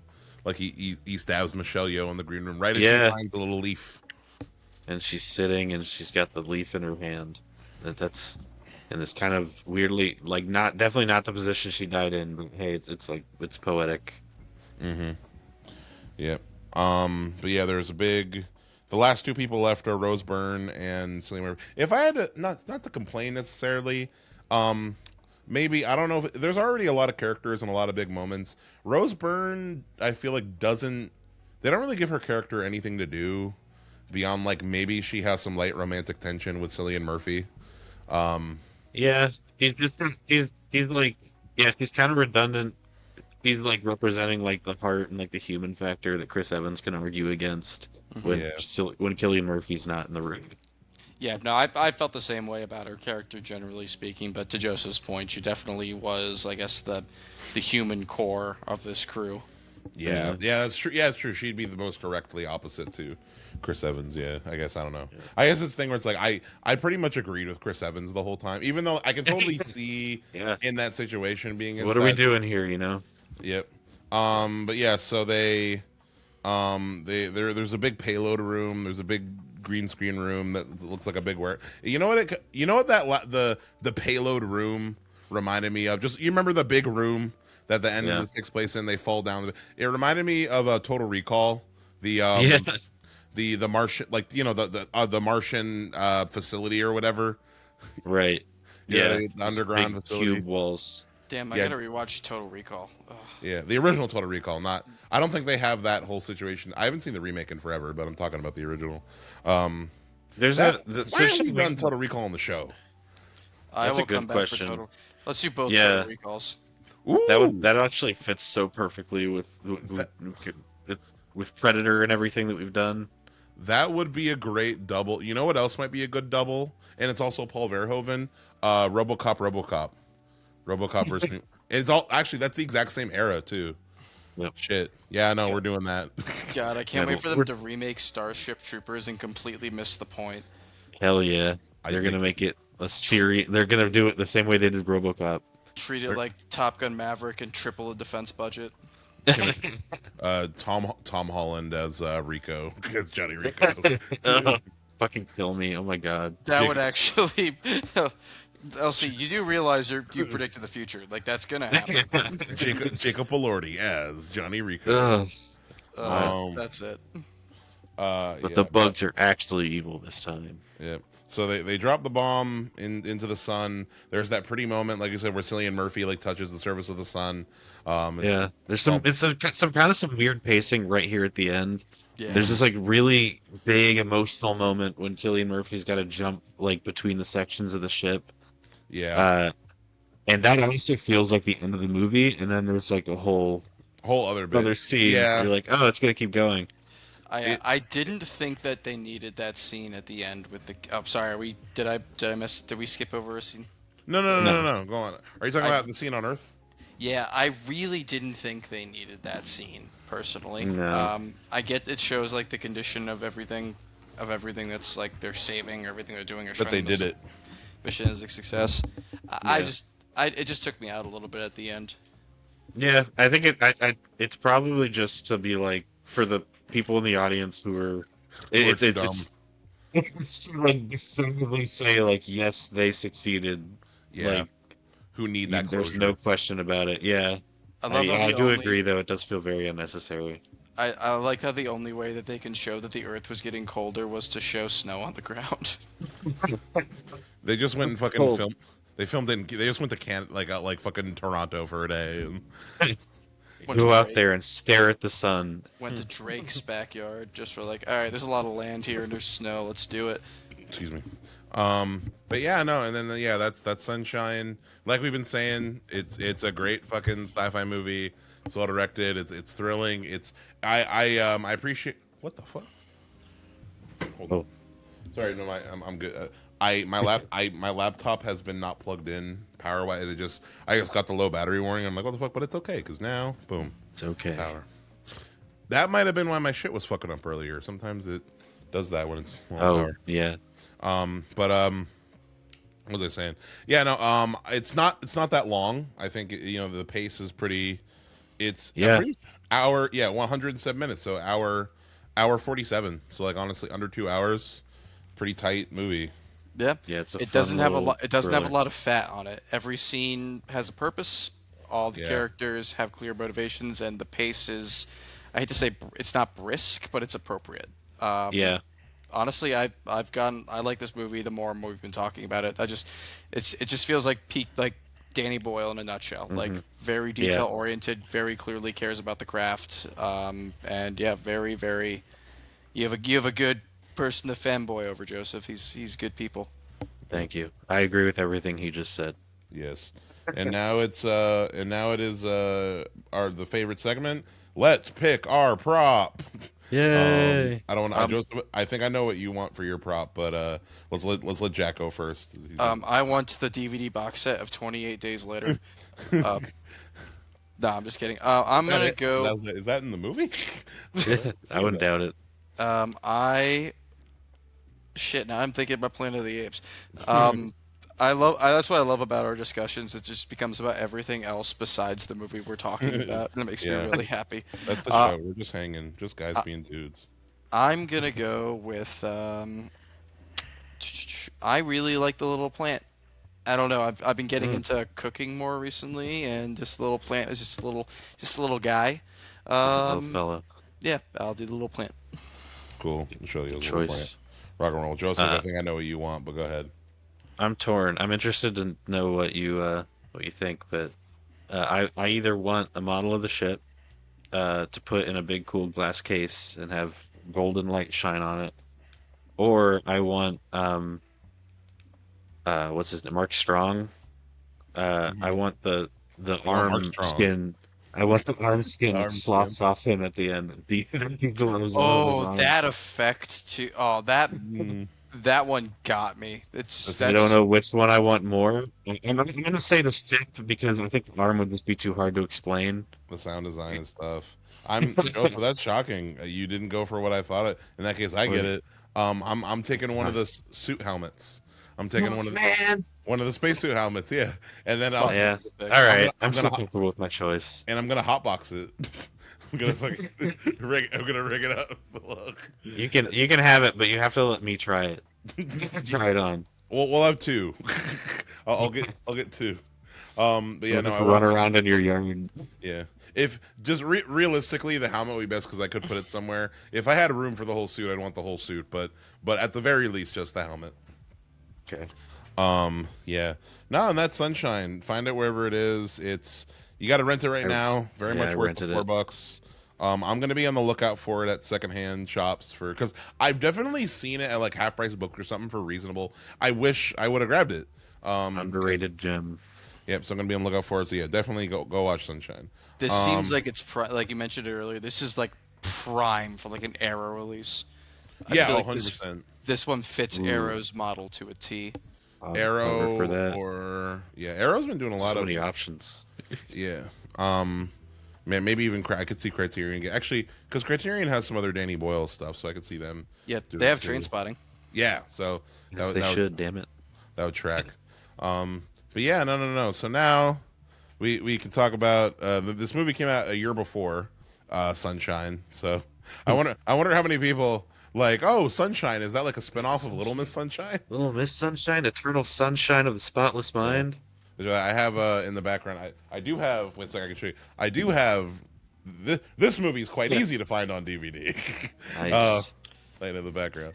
I will say one of my experiences with that, along with like there are two or three other movies. I think Agent Cody Banks too, or something like that. Is those are prime like Walmart $5 DVD bin movies. Well, yeah, You know 100%. exactly what I'm talking about. Yeah, they'll always be there. Yeah, it's weird that Little Miss Sunshine kind of falls into that. Like I feel like I do see it everywhere, but I feel like it's so much Doesn't- above. Yeah, it doesn't feel like the genre that would usually. I think it just has such mass appeal on top of just being a really solid dramedy.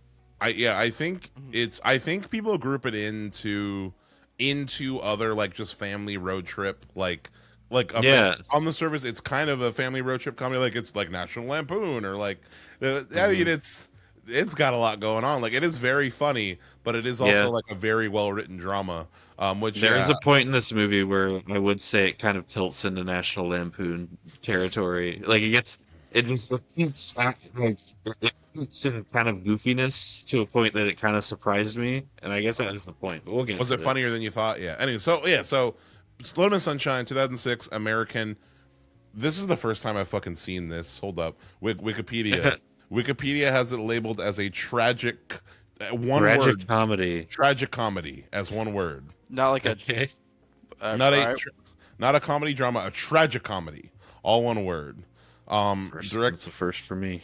Directed by the married couple duo Jonathan Dayton and Valerie Ferris. Really interesting. Like, yeah, they're a married couple. They've done some other movies. Really, I haven't heard of a lot of married couple director duos. Yeah, they did Ruby No. Sparks. Another good movie. But yeah, so starring another crazy ensemble cast: Greg Kinnear, Steve Carell, Tony Collette, Paul Dano, the Abigail Bracelin in amazing child performance, and the R.I.P. to the GOAT, Alan Arkin. Yo, look at young Alan Arkin right there. Yeah, dude. Look Wait, at him. he's dead. Yep. He died. I want to say Alan Arkin died like he died with it in the last 5 years or something. Yeah, 2023. Yeah, he died. Rip. Yeah, Rip. ripped to the GOAT. He's a Hey, great actor. he's a handsome man. I want He that was hat. handsome back in the 75. Yeah, look at him.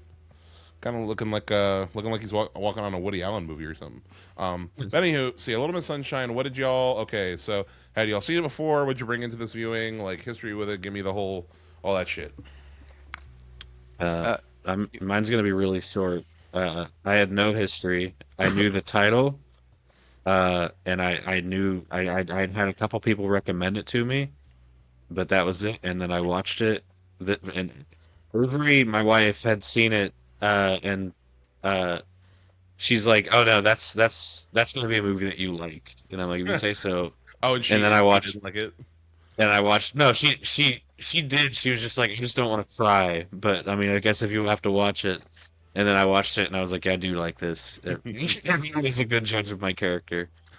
This movie honestly when I like another thing is like I can't wait to talk to Joseph about it because like I feel like the philosophies and the themes are very like we've had a lot of conversations about the things they talk about in this movie. Yeah. Also, there's one very specific character and like whole thing at the end that I specifically want to discuss with you. But anyway, sorry, I'm interrupting your thing. Yeah, so No, that's it. was what you expected? Uh, it was a little. It was. I liked the expectations that it gave me in the beginning were kind of subverted in when the big goofy thing happens later on. I don't want to jump ahead too far, but I think totally it. I don't know. I did really like it. I think it's one of my favorite Steve Carell performances. Yeah, he's incredible. I did absolutely hate Greg Kinnear thoroughly, and we're like the most I've hated a movie. Yeah. Until he's a little bit redeemed because you feel sorry for him. But yeah, no, I thought it was great. I liked it a lot. I'm upset that I didn't watch it earlier. Yeah. Jack. I watched it before. Now I watched it again. I don't know. It's one of those movies that because I remember it beat by beat. Like okay, I saw the movie once a little while ago. I just don't remember anything more about it. But yeah. Oh, you know what it was? Ooh, that's what it was. So you know how like libraries are a thing and they have like books and shit in them. Yeah. I found out like 10 years ago or 12 years ago they actually also have DVDs. Yes. So I went in and I got a DVD of Little Miss Sunshine, and it was the first DVD I rented from a library. Cool. Sick. That's also Hell not yeah. a joke. I learned that libraries had DVDs like when I was Yes. 14. It's You one just of gave the- me a brain blast that I'm about to move really close to a library, and I have a library card. I can check out movies. I don't have to rent movies all the yeah. time. Yeah, no, there's been a lot of articles recently about like how like you missed the video store, go to your local library type deal. Yeah. I'm so glad that they're protected by the government until they're Yep. inevitably going to be replaced by P.F. Chang's and Chipotle. What are you talking about? They're coming after him. It's gonna be a Chick-fil-A. It supports education, so we don't like that here. Would you like a Goosebumps book with your with your tenders. Your attendees. Yeah. The beast from Um, the east. So yeah. So then anything more about what you brought in, Little Miss Sunshine, or Jack? No, there was, I don't know. It was a fine time. It's sweet. Yeah. There It is is. there's a tenderness to it, and we'll get to why I appreciate the tenderness a Yeah. lot at the end. So- There are a couple things that kind of take me out. You mentioned Greg Mhm. Kinnear. I will talk about his character, but He's so fucking annoying. He's a but- bastard. Yeah. yeah, we'll get through We'll the get into it. yeah we'll talk about it a little later. But I've got some concerns. Yeah. So, talking a little bit with my history of Little Miss Sunshine. So, firstly, Jack, I want to, Joseph, I texted you this already about our whole thing, but so fun fact: before they started filming, when they got everybody, the directors suggested to the whole cast, and everyone agreed. Everyone did it. They went out for like a family outing, like in character, in the van. Just like as like a way to like get to know their characters and like as just like an exercise. So like they were Imagine doing that as Paul Dano's character. You just don't say anything the whole time. you're just quiet the whole time. And actually, no, I just remembered. I learned this story from like a Paul Dano interview. Now that he talks about it like when they did this, and so they all went out to like breakfast, kind of like in the movie. And apparently while they were driving, like Alan Arkin kept saying that he needed to go to the bathroom. Like, pull over. I need. He's like, Dad, no, we don't have time. He's just like you can go to the bathroom at the restaurant. He's like, no, pull over. God damn it. Just like, and apparently Greg Kinnear, like he was getting frustrated. And apparently Greg Kinnear ran a red light to like get to the restaurant faster, like while they were all doing this. And Paul Dano was like, ooh, this is getting intense. He was genuinely getting annoyed with this fake movie dad. It's kind of crazy too, because Abigail Brayson was there too, like an actual small child. Like an actual child. Like, oh wait a minute. Yeah, that Yeah. Which, by the way, casts it in a little different light. fun fact. I'm not talking about my history with it yet, but like fun fact also. I watched this movie, and I also this DVD has a director's commentary, and I watched it with the director's commentary, and the directors talked about Abigail Brayson was the first. So Olive was the first character they cast, and they were like, it is important that she's the first character they cast because basically, they cast everyone else based off of her, which It's makes her total. movie. She's the most Yeah. important element too, so that makes perfect sense. Like She's the title character. it would not work without her, and it totally makes sense too as far as like, she is this shining beacon of light amongst all these Yep. fucking fucked up adults slash teen, like Yeah. just all these like and where it's like, at the core of it, everyone is there for her, and like everyone at Yep. their core knows They all love her. nothing is more important than getting this little girl to her beauty pageant. Like all of our crazy bullshit aside, like that is the most important thing. Yeah. So Especially saw- toward the end, it's like an insane level of divinity. yeah, I saw this movie in high school, and I remember thinking it was funny, but not really thinking much of it. And then yeah, upon this, and I rewatched it, I think during a few years ago, like while I was in Columbus at some point, and I liked it significantly more. I think just like going through some adult life gave me a lot more perspective on all of Yeah. the adult characters in this film and everything they're going for.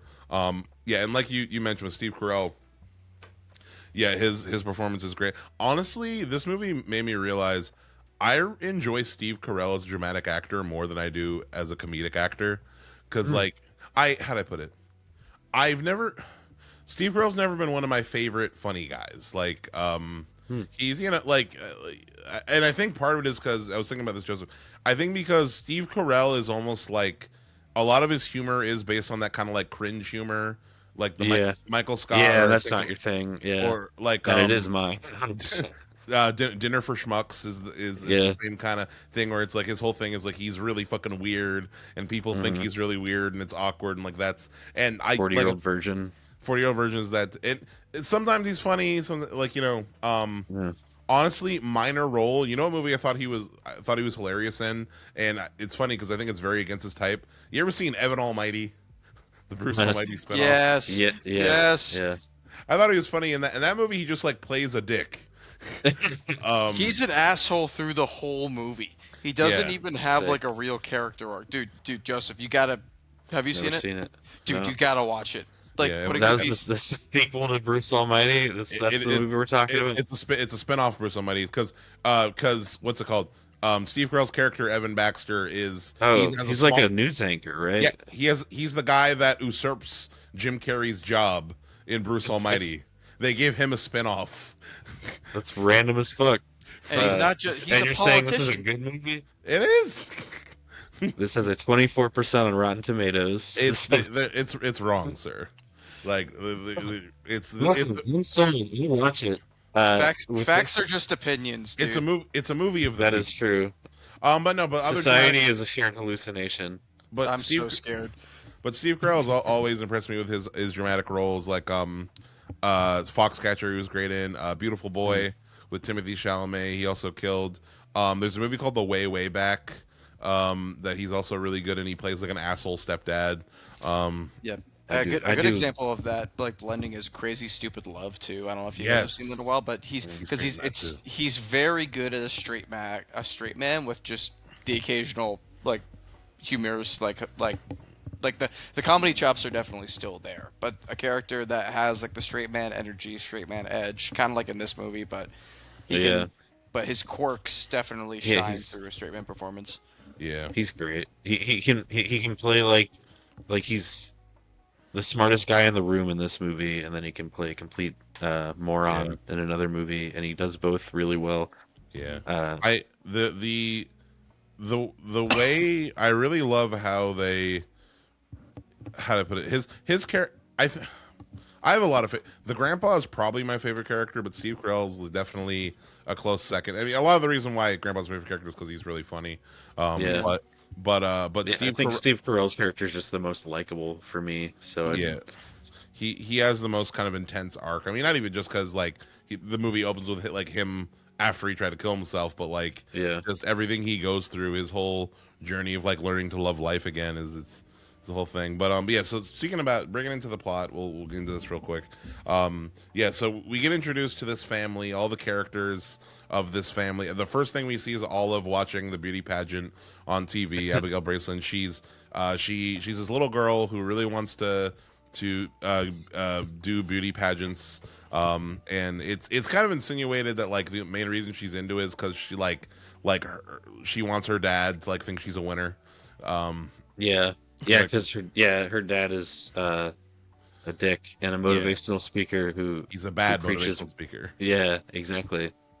Who yeah It's ironic because he is obviously a loser, but he preaches winning as like the most important thing. yeah he's It's a got weird this, thing to the motivational speaker. he's got this super toxic like program that he's trying to basically like he's trying to make a whole fucking schemy like platform of like books and a TV deal and a this and a that, you know, like he's trying to Yeah. and he's waiting to hear from Stan Grossman. That's at the beginning. Oh, by the way, did Joseph, did the reveal of Fucking of Stan Bryan Grossman- Cranston jump scare, dude. I Did was you like, lose- what? I bet you lost your shit. Yeah, I did. Man, you do know me very well, don't you? Yeah. Yeah, Well. real talk though, Greg Kinnear would have been divorced in a fucking Yeah. heartbeat. Yeah, he's not even really providing at this point. Yeah. Well, I think Toni Collette's character, like she, how'd I put it? I think she, it's almost like how'd I put it? She puts a lot more faith in him than she, how'd I put it? Than she like maybe like later in the movie, she goes along with stealing Grandpa's body later in the movie a little too easily. Yeah, they all kind of do. It's She's, kind of stupid. Can we talk about that like now? Yeah, sure, go on. You didn't like that It's part? it's my biggest problem with the movie, I think, is that scene. It's like this crazy National Lampoon, like There's there's a little jumping the shark. Grandpa dies. It's a big shock halfway through the movie, and they're in the hospital, and they won't release the body for them to like, or they won't just hang on to the body while they go off to the beauty pageant. Yeah, they can't leave and come Uh, back. So Greg Kinnear's like, well, shit, we just gotta steal this body and put him in the trunk and then just take him with us. What? Why can't he just like wait behind and fill out all the paperwork and then they just go ahead to the beauty pageant? Because he wants to be there. He says it like he wants to That's- watch Olive perform. That's so it's just He selfish. suggests that. Well, no, well, at this point, I think that like Greg, he's off the deep end. Like Yeah. his whole like plan in life is like just falling into Like shambles. it makes sense that he would want that, but everyone else just kind of goes with it, I think is the problem. I mean, everybody else is also into like Steve Carell's gonna be up to it because he's like fuck like Steve Carell's going through his own whole crazy journey, and then Olive's just a little kid. Yeah. Paul Dano, I think same thing. Like at that point, this is before his breakdown. Like, he loves the family chaos. Everyone's very emotionally vulnerable at this point. I just think it's a little goofy for the. Yeah. I think the movie was fine tonally where it was.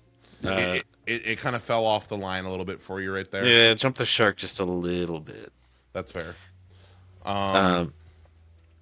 I did like the scene. Speaking of Bryan Cranston jump scare, there's also Hank from Breaking Bad here, who's another Yes. cop, in a really Literally- funny scene.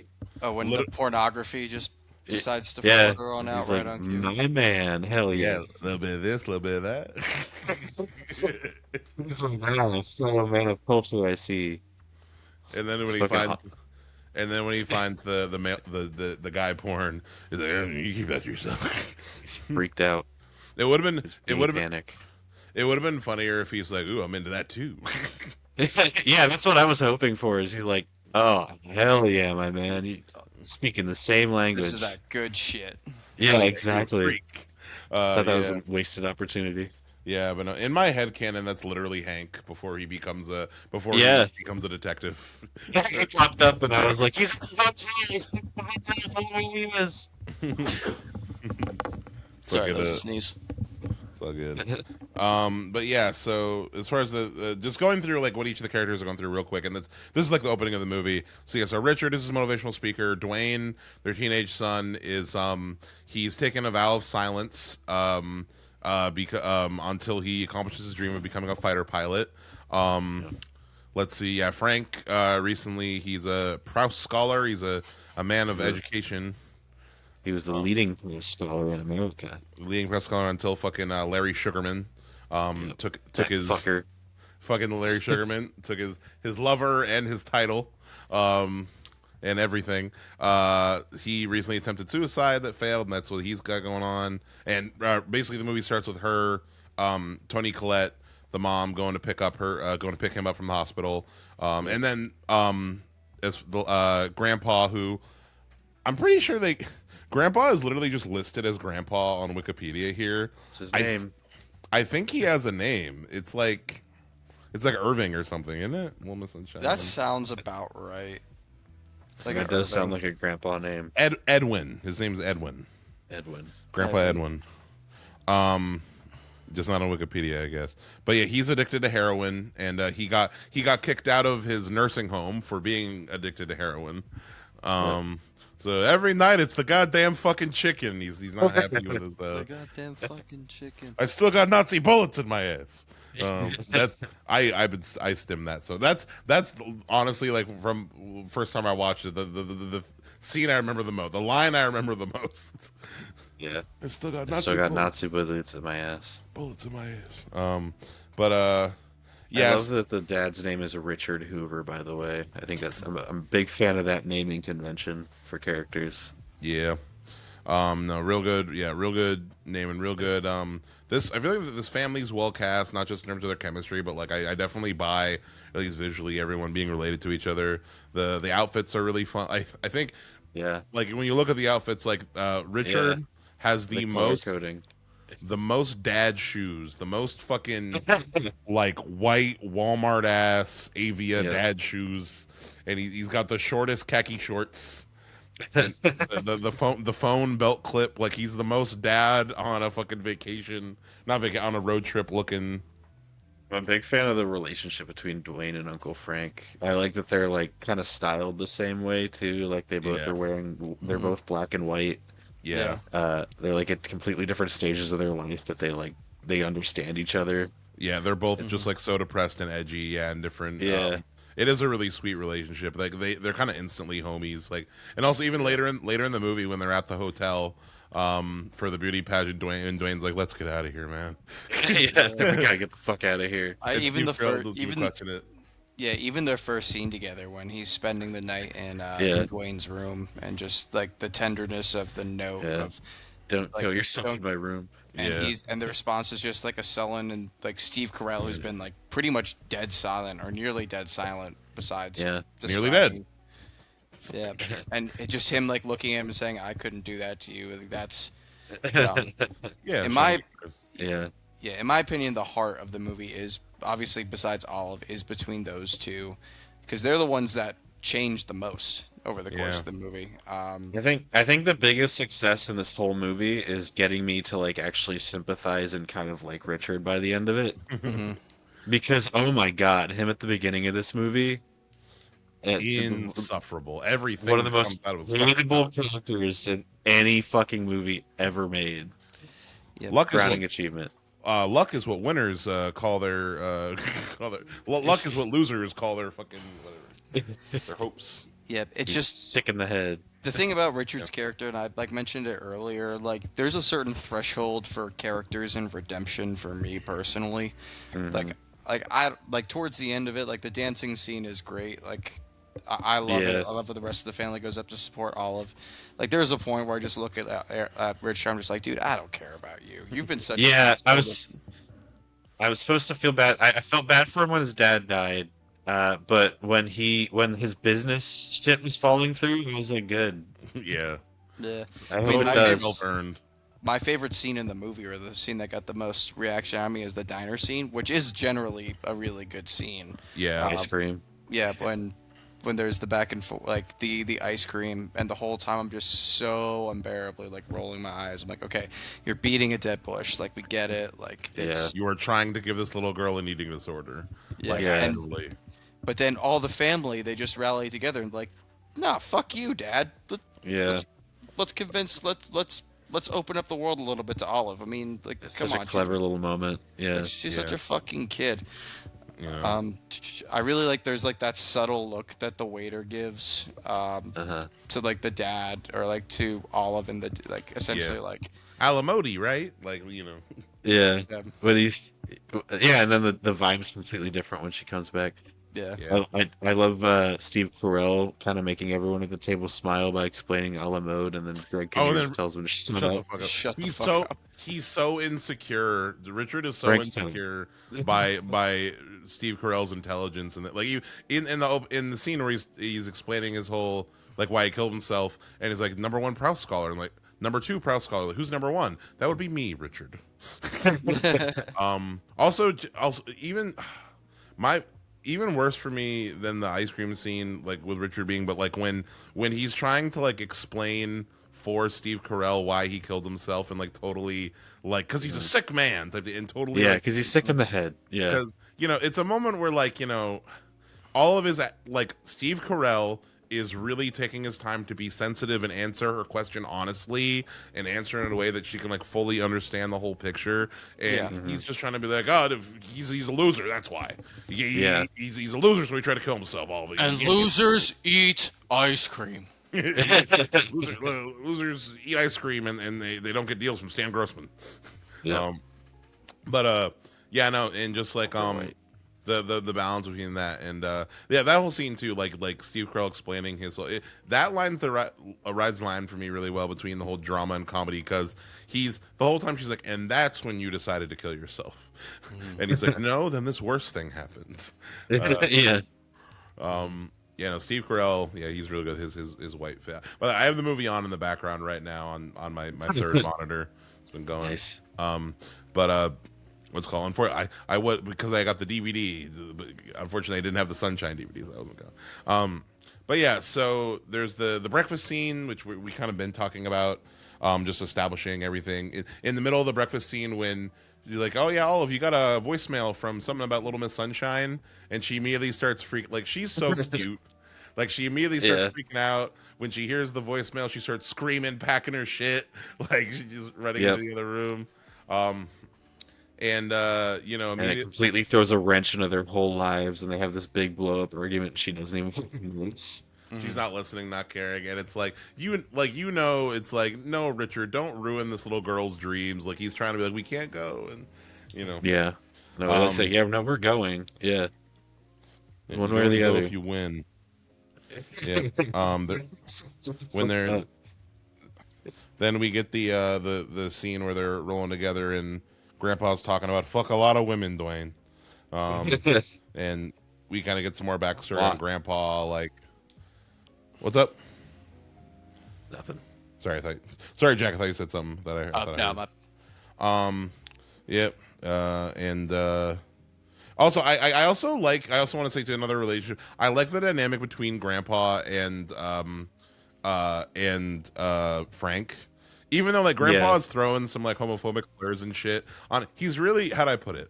This is not excusing homophobia or slurs at all whatsoever, but yeah. like He's a Frank grandpa. Frank knows that Grandpa's just ribbing him really, and also like Yeah, enough where it's like they collaborate on the whole ice cream scene too. Like there's a certain level like when they're talking like there's a certain level of respect amongst them, you yeah. know. yeah. Give me some So he's like, yeah, porn. go give me some porn, the real nasty stuff too.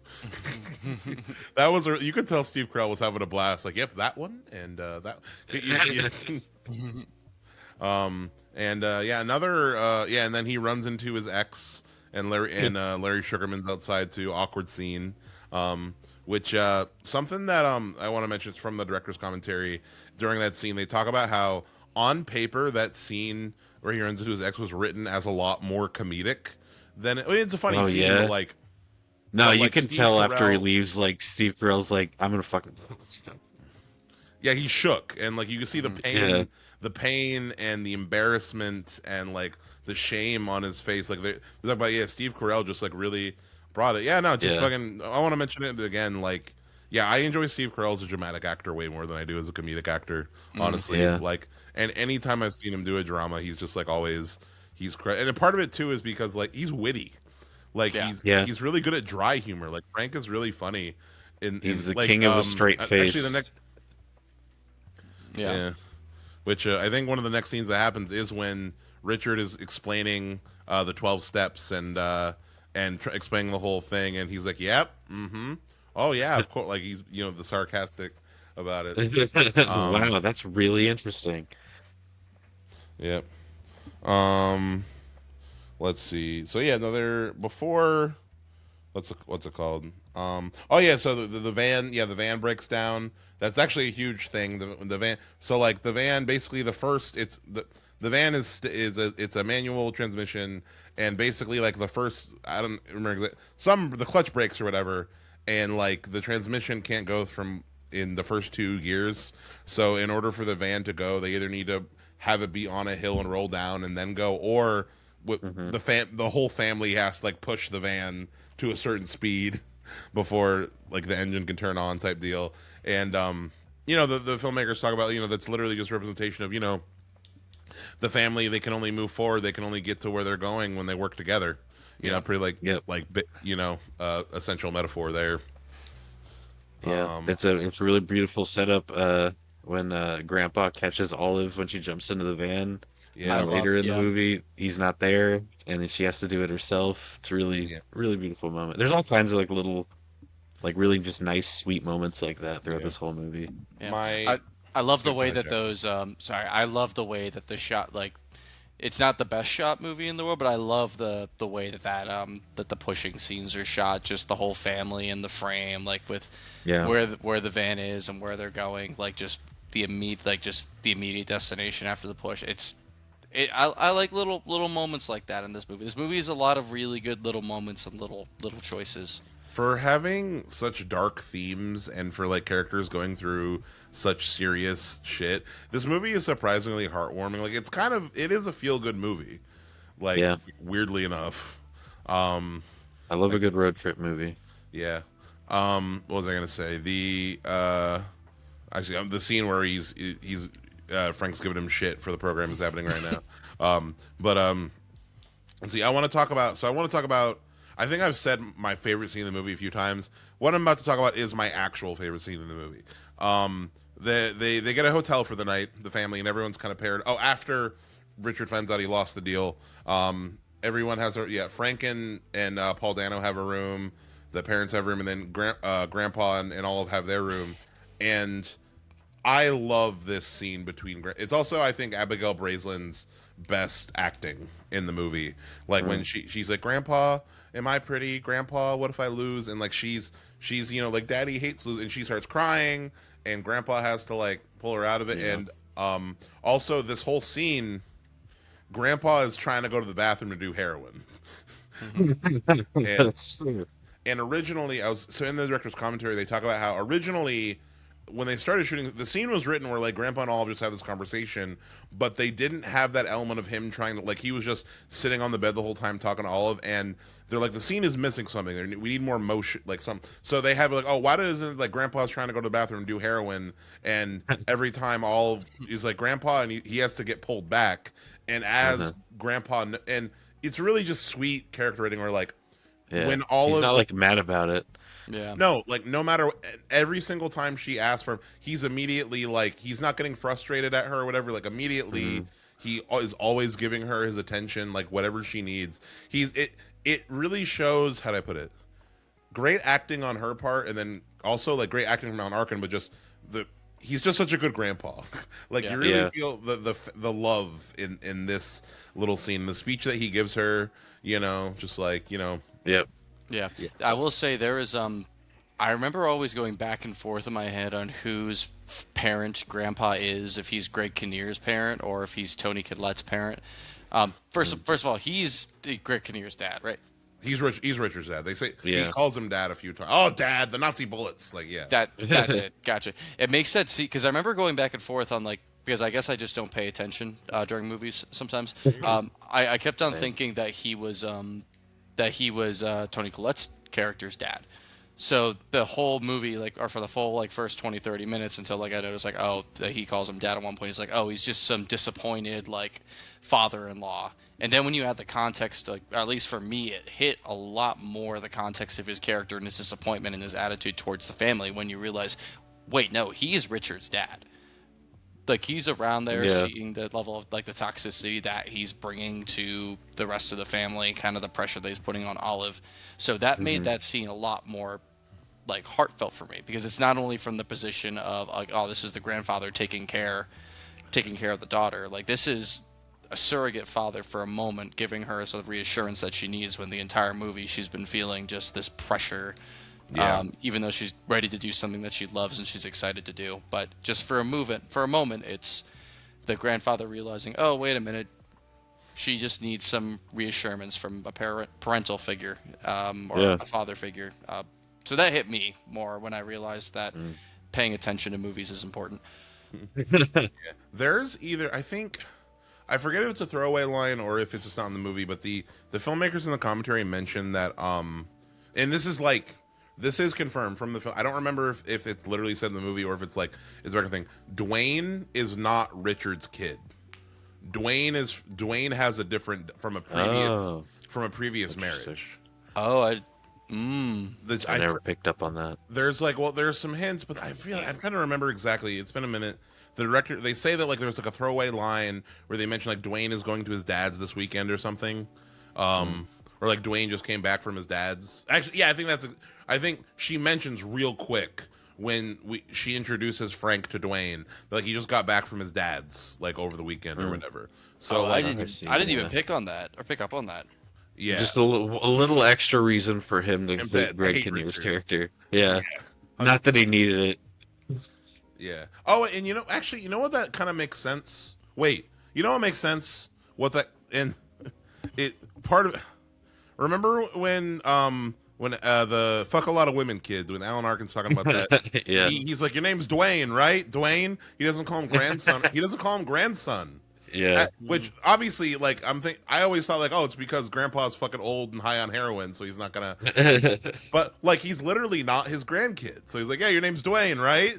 No shit. Wow, holy shit. It's I never true. thought my biggest brain mind fuck in a movie is Little Miss Sunshine. Wow. With Sunshine and Little Miss Sunshine, this is the writing fucking thing. It was like, whoa. Wow. Good double feature.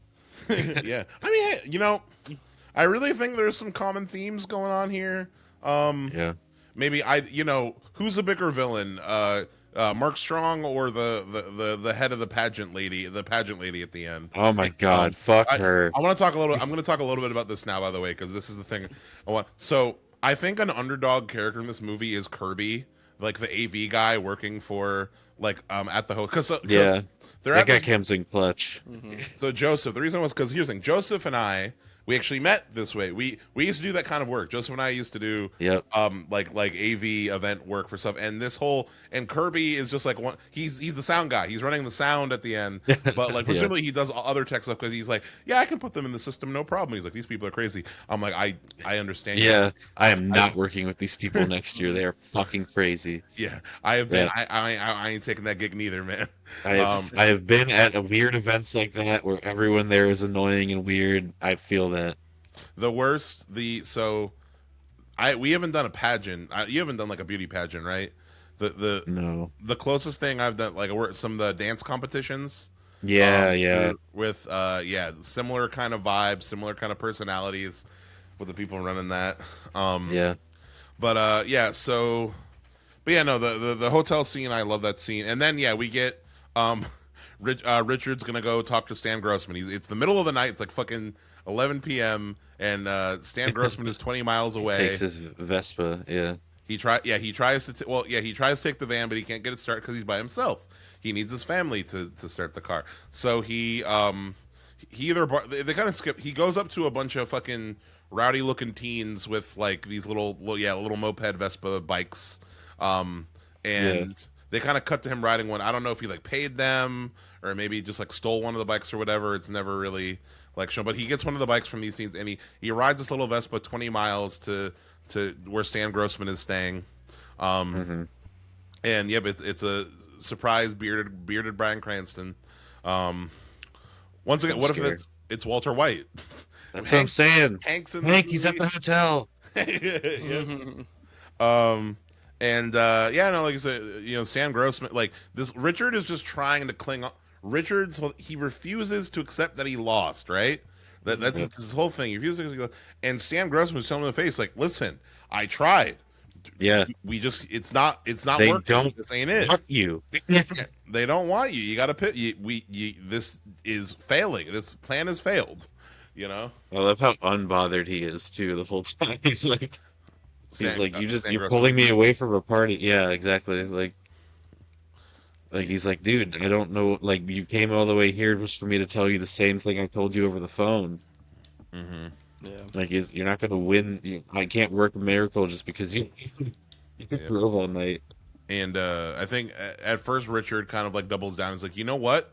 You're the failure type deal or whatever. Like Yeah. he kind of doubles down at first and he thinks like, oh, Richard, are you gonna learn anything?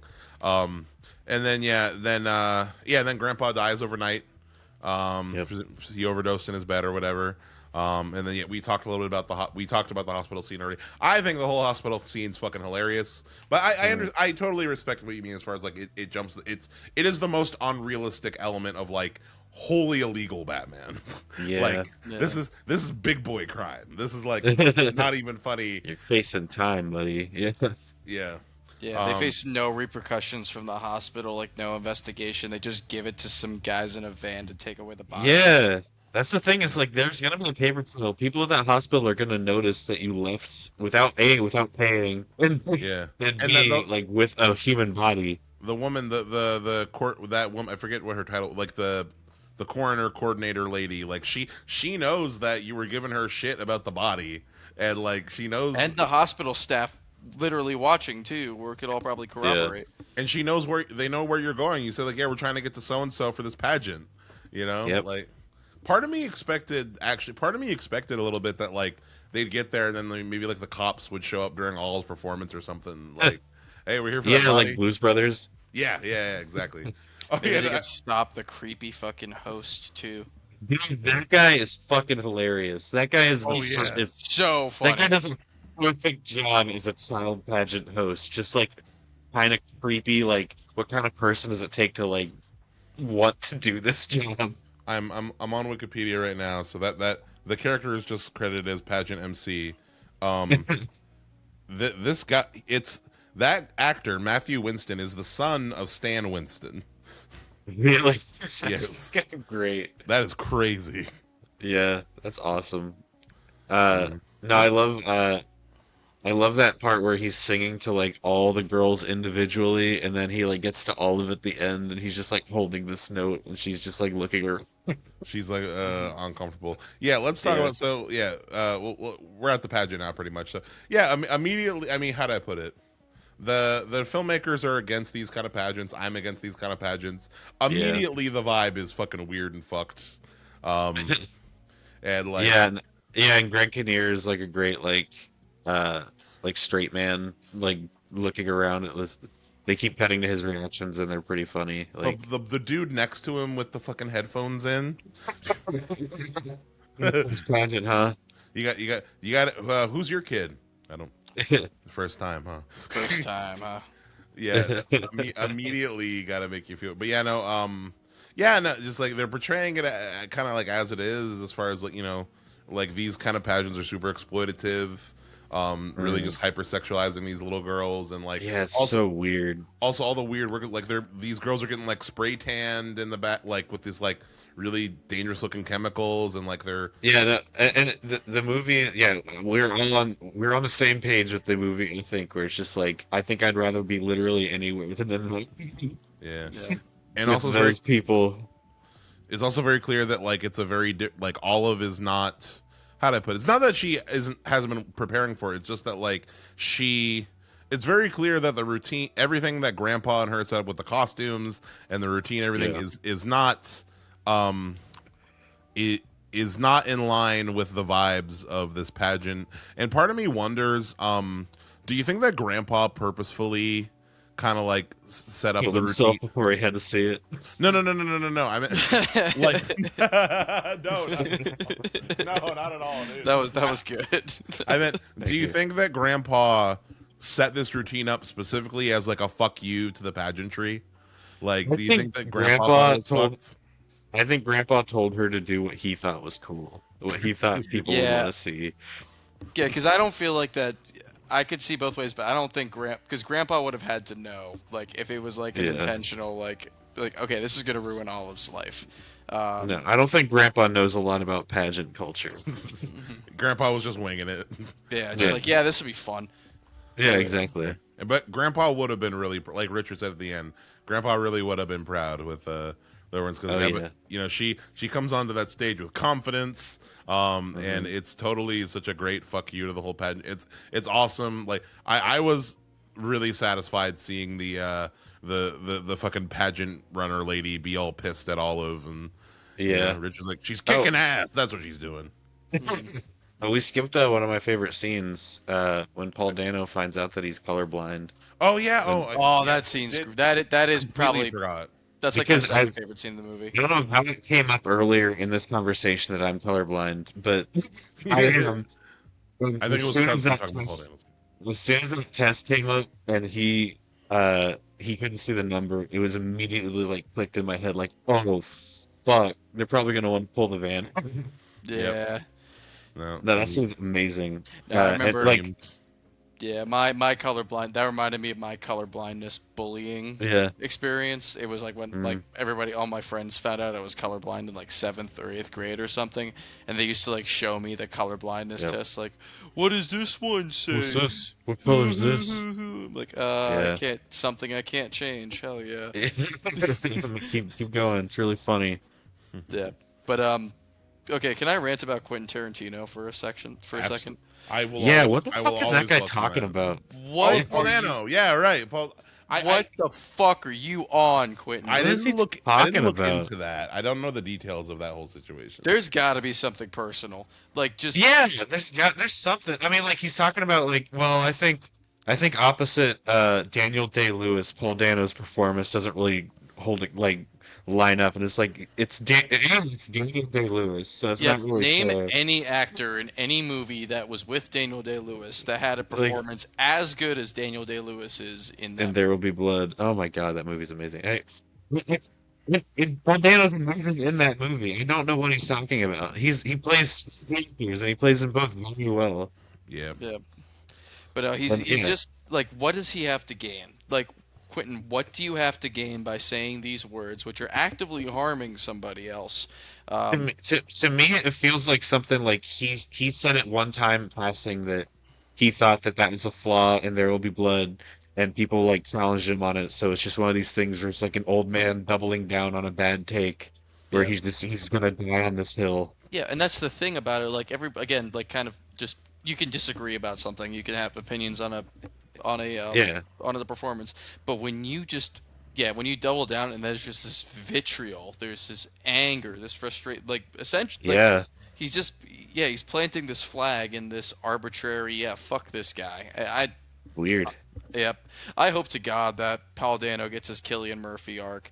In a lot of ways, I feel like Paul Dano and Killian Murphy have had comparable careers in terms of what they've done because they've always been considered Always like been great and everything, but never Both like. villains in a Batman movie in the first of a trilogy. fuck. I was gonna say they both played Scarecrow. Like, no, he was the Riddler, not. Might as well be. I don't know.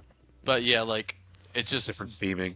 Paul Dano's movie that it should have been There Will Be Blood, but he's kind of did the Killian Murphy trail and still like picked Yeah. still in big movies, but like as a little bit more of his indie edge. Like my favorite, I have not finished the movie, which sucks because I love the Beach Boys, but him and Love and Mercy, Oh yeah, that movie's awesome.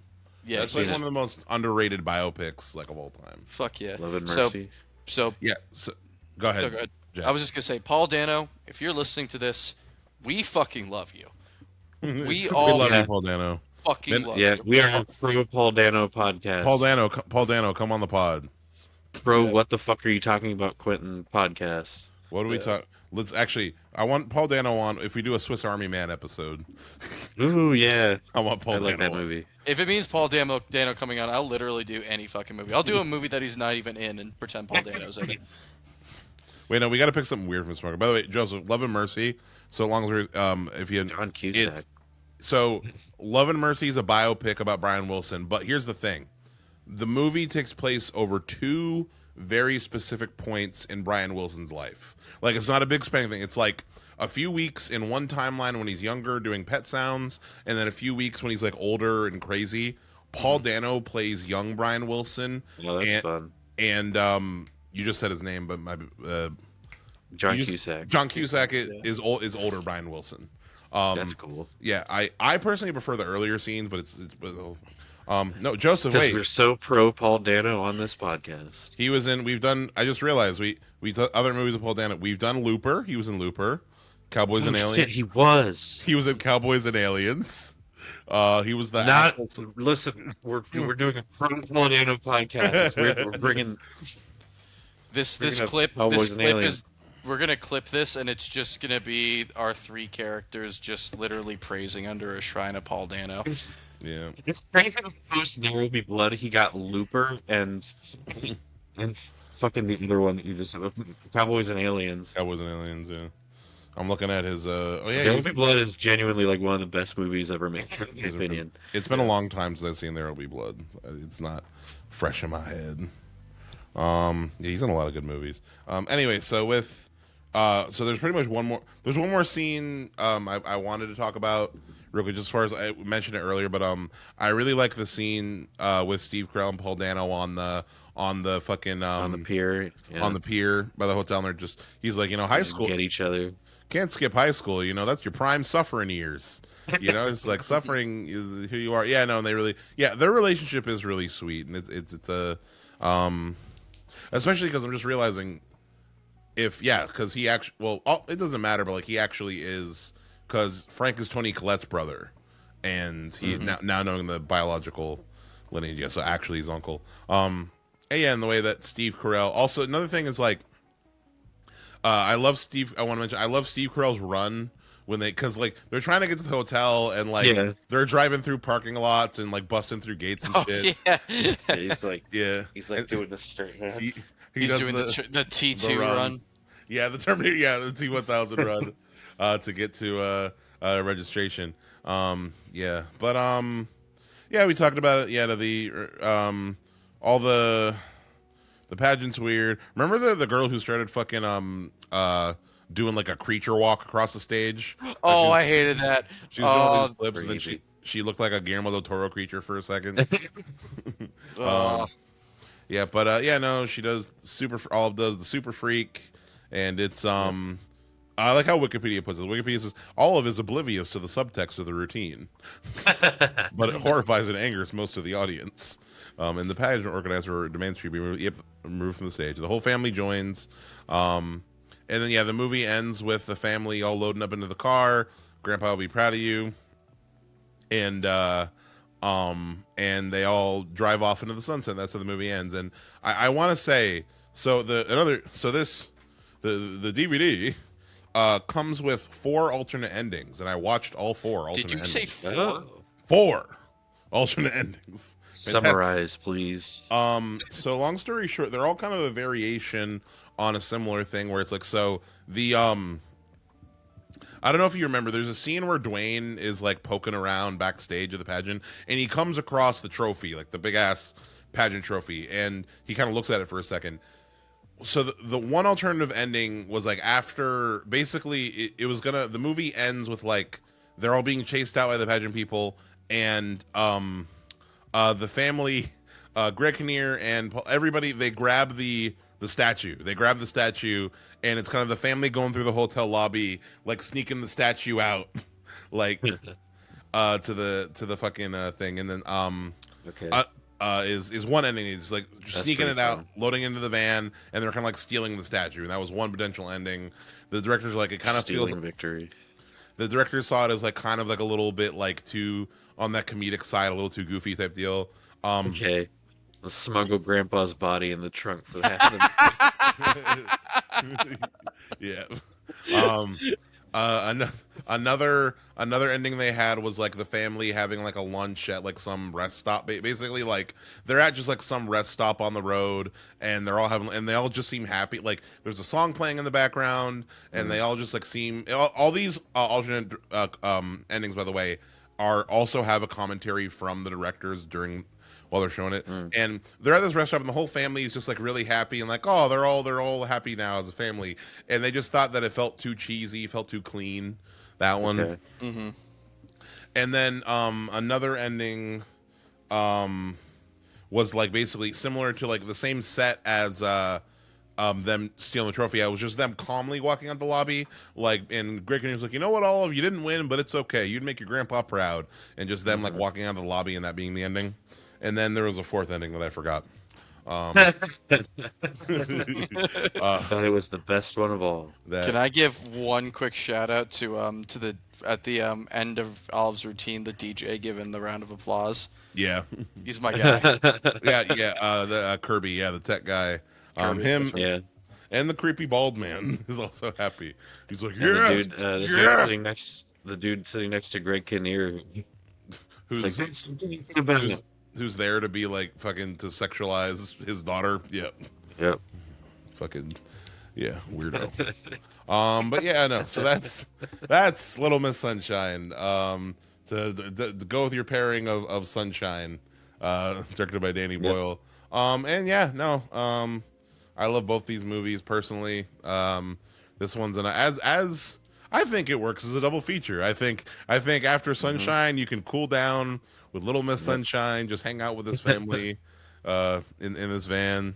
As their lives fall apart. Yeah, the writing's great, the acting's great. The whole cast has just wonderful chemistry together. I don't think this is definitely one of those things where it's like I couldn't imagine any other actor in any of these roles. Yeah. With any Perfect of these. casting. Yep. Everyone's great. I remember. I think the first time I think I might. I don't remember. After I watched Zombieland, I think I saw that like Abigail. I was watching behind the scenes Zombieland. They mentioned that Abigail Brayson, she was Little Miss Sunshine. I'm like, oh yeah, that's where as far as like things she did after that, she did Zombieland after this, and Zombieland 2. I don't know what else she's been in. Was that her in no. Is that her in fucking Kick-Ass? No, that's Who's Chloe Grace Moretz. Chloe Grace Moretz. They occupy the same Dude. space in my brain. You confuse her with not just anytime there's like That's so funny. anytime there's a little white girl in a movie, Joseph, you always Chloe Grace Moretz is your go-to. I don't remember exactly I what will other not apologize for this. she's your go-to. Like, yeah, there's a little white girl in that movie. Who is it?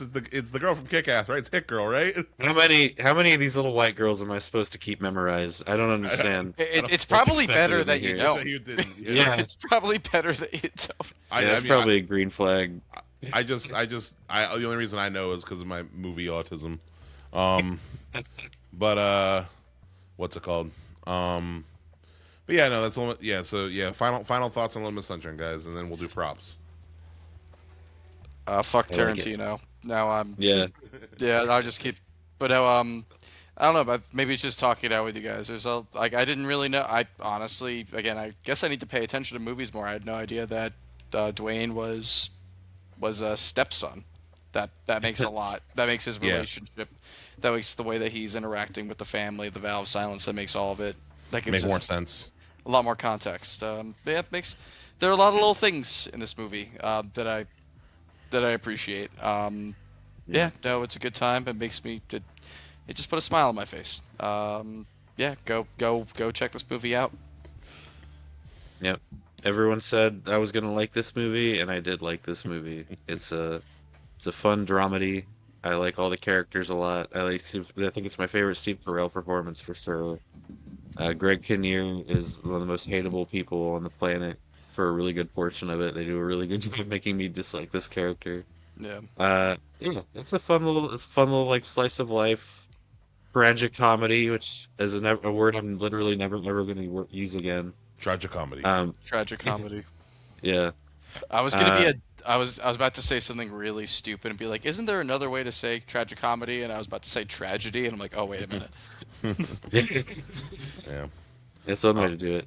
Yeah, no, it's good. You should check it out if you haven't seen it. It's kind of a classic at this point. Yeah, go check it out. It's easy to find on physical media. I don't know if I want Walmart. to. I don't know if I want to upgrade to Blu-ray recent. Like, I don't know if I want to upgrade it to Blu-ray. I've appreciated DVDs a lot more lately in the secondhand world. There's a lot more good like special editions of DVDs with like more special features out there than Blu-rays lately. But although Sunshine Try though, harder. I'm getting Sunshine on Blu-ray though. I don't want no sub HD that shit. Yeah. Props, you guys. I've had my props set up from the beginning. This one might be a hard one for. I've thought about it for a while, but do y'all? I can go first if y'all want more time. I know what I want. I feel like it might be kind of a bullshit answer, but I do know what I want. I also I know want what the- I want. It's also a bullshit answer, but you go first. Okay, I want the van. Yep. Yeah, I wanted to snipe that before anyone else took it. I just think Oh, yeah. I think it's a cool little van. Even if it doesn't work, I could get it working. I don't care. I thought you Yeah. were gonna pick the porn. No, I'm just kidding. No, Or whatever. Yeah, I'm gonna do the a la mode because I'm about to eat ice cream right after hell we're done yeah. filming. So The yeah. chicken, the waffles and ice cream. That's a good one. That sounds good. My pick, and I got a picture of it up here, is Dwayne's. Has this "Jesus was wrong" T-shirt. Nice. That's a good Um, one. Hell yeah. Which I just want Good my pick. size. I don't think I could fit in a Paul Dano shirt. So that shirt in my size. A close second I was considering was Grandpa has a neat little his little heroin. He has like a little heroin kit bag. It's like a little nice little Yeah. like leather nice little leather drug bag like medicine bag I thing. don't want Grandpa's heroin. But that isn't as like visually iconic. So I went with the shirt. Yeah. Yeah, so yeah, that's Little Miss Sunshine, folks. That's this episode of Men and Movie Gang. Yeah, we're Joseph, Jack, thank you so much for being here. This was a great episode. Definitely, how do I put it? Not to talk shit on our Evil Dead episode, Joseph. I was just so tired. Yeah. I think recording we were that. both pretty tired. Yeah, and I feel bad. You're sick now, but it's like I don't know. These also this. I think how do I put it? Another thing I think is like the Evil Dead movies are harder movies to like analyze because they're way more just vibe movies. Yeah, just watch them. Yeah. Yeah. Whereas like there's nothing stopping you from just watching them. I think there was a lot more to interpret and to break down with these films we talked about today. So yeah. Evil Dead, not known for its emotional depth. Yeah, but I don't know if it'll be the next record, but be on the lookout, folks, for we are definitely gonna do a Total Recall old versus new. Like not Um, even not negotiable. yeah, I'll no, be there in a heartbeat. that's a future episode. That is as guaranteed as Alien vs Predator as Alien vs Predator 3 movie review as a future episode.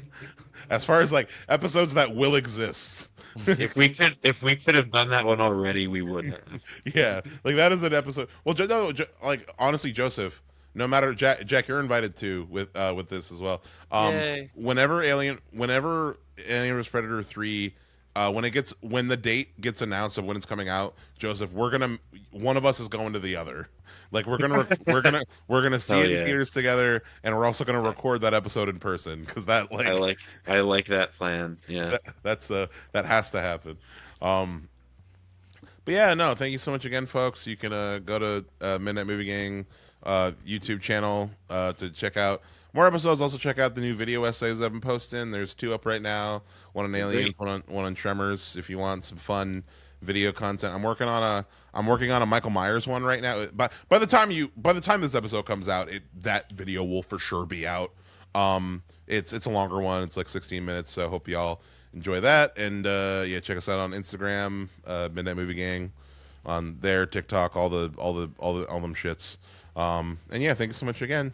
Bye, y'all. Bye. Bye. So, here we go. With childish frustrations and complexes, the police are searching for James Thomas, believed to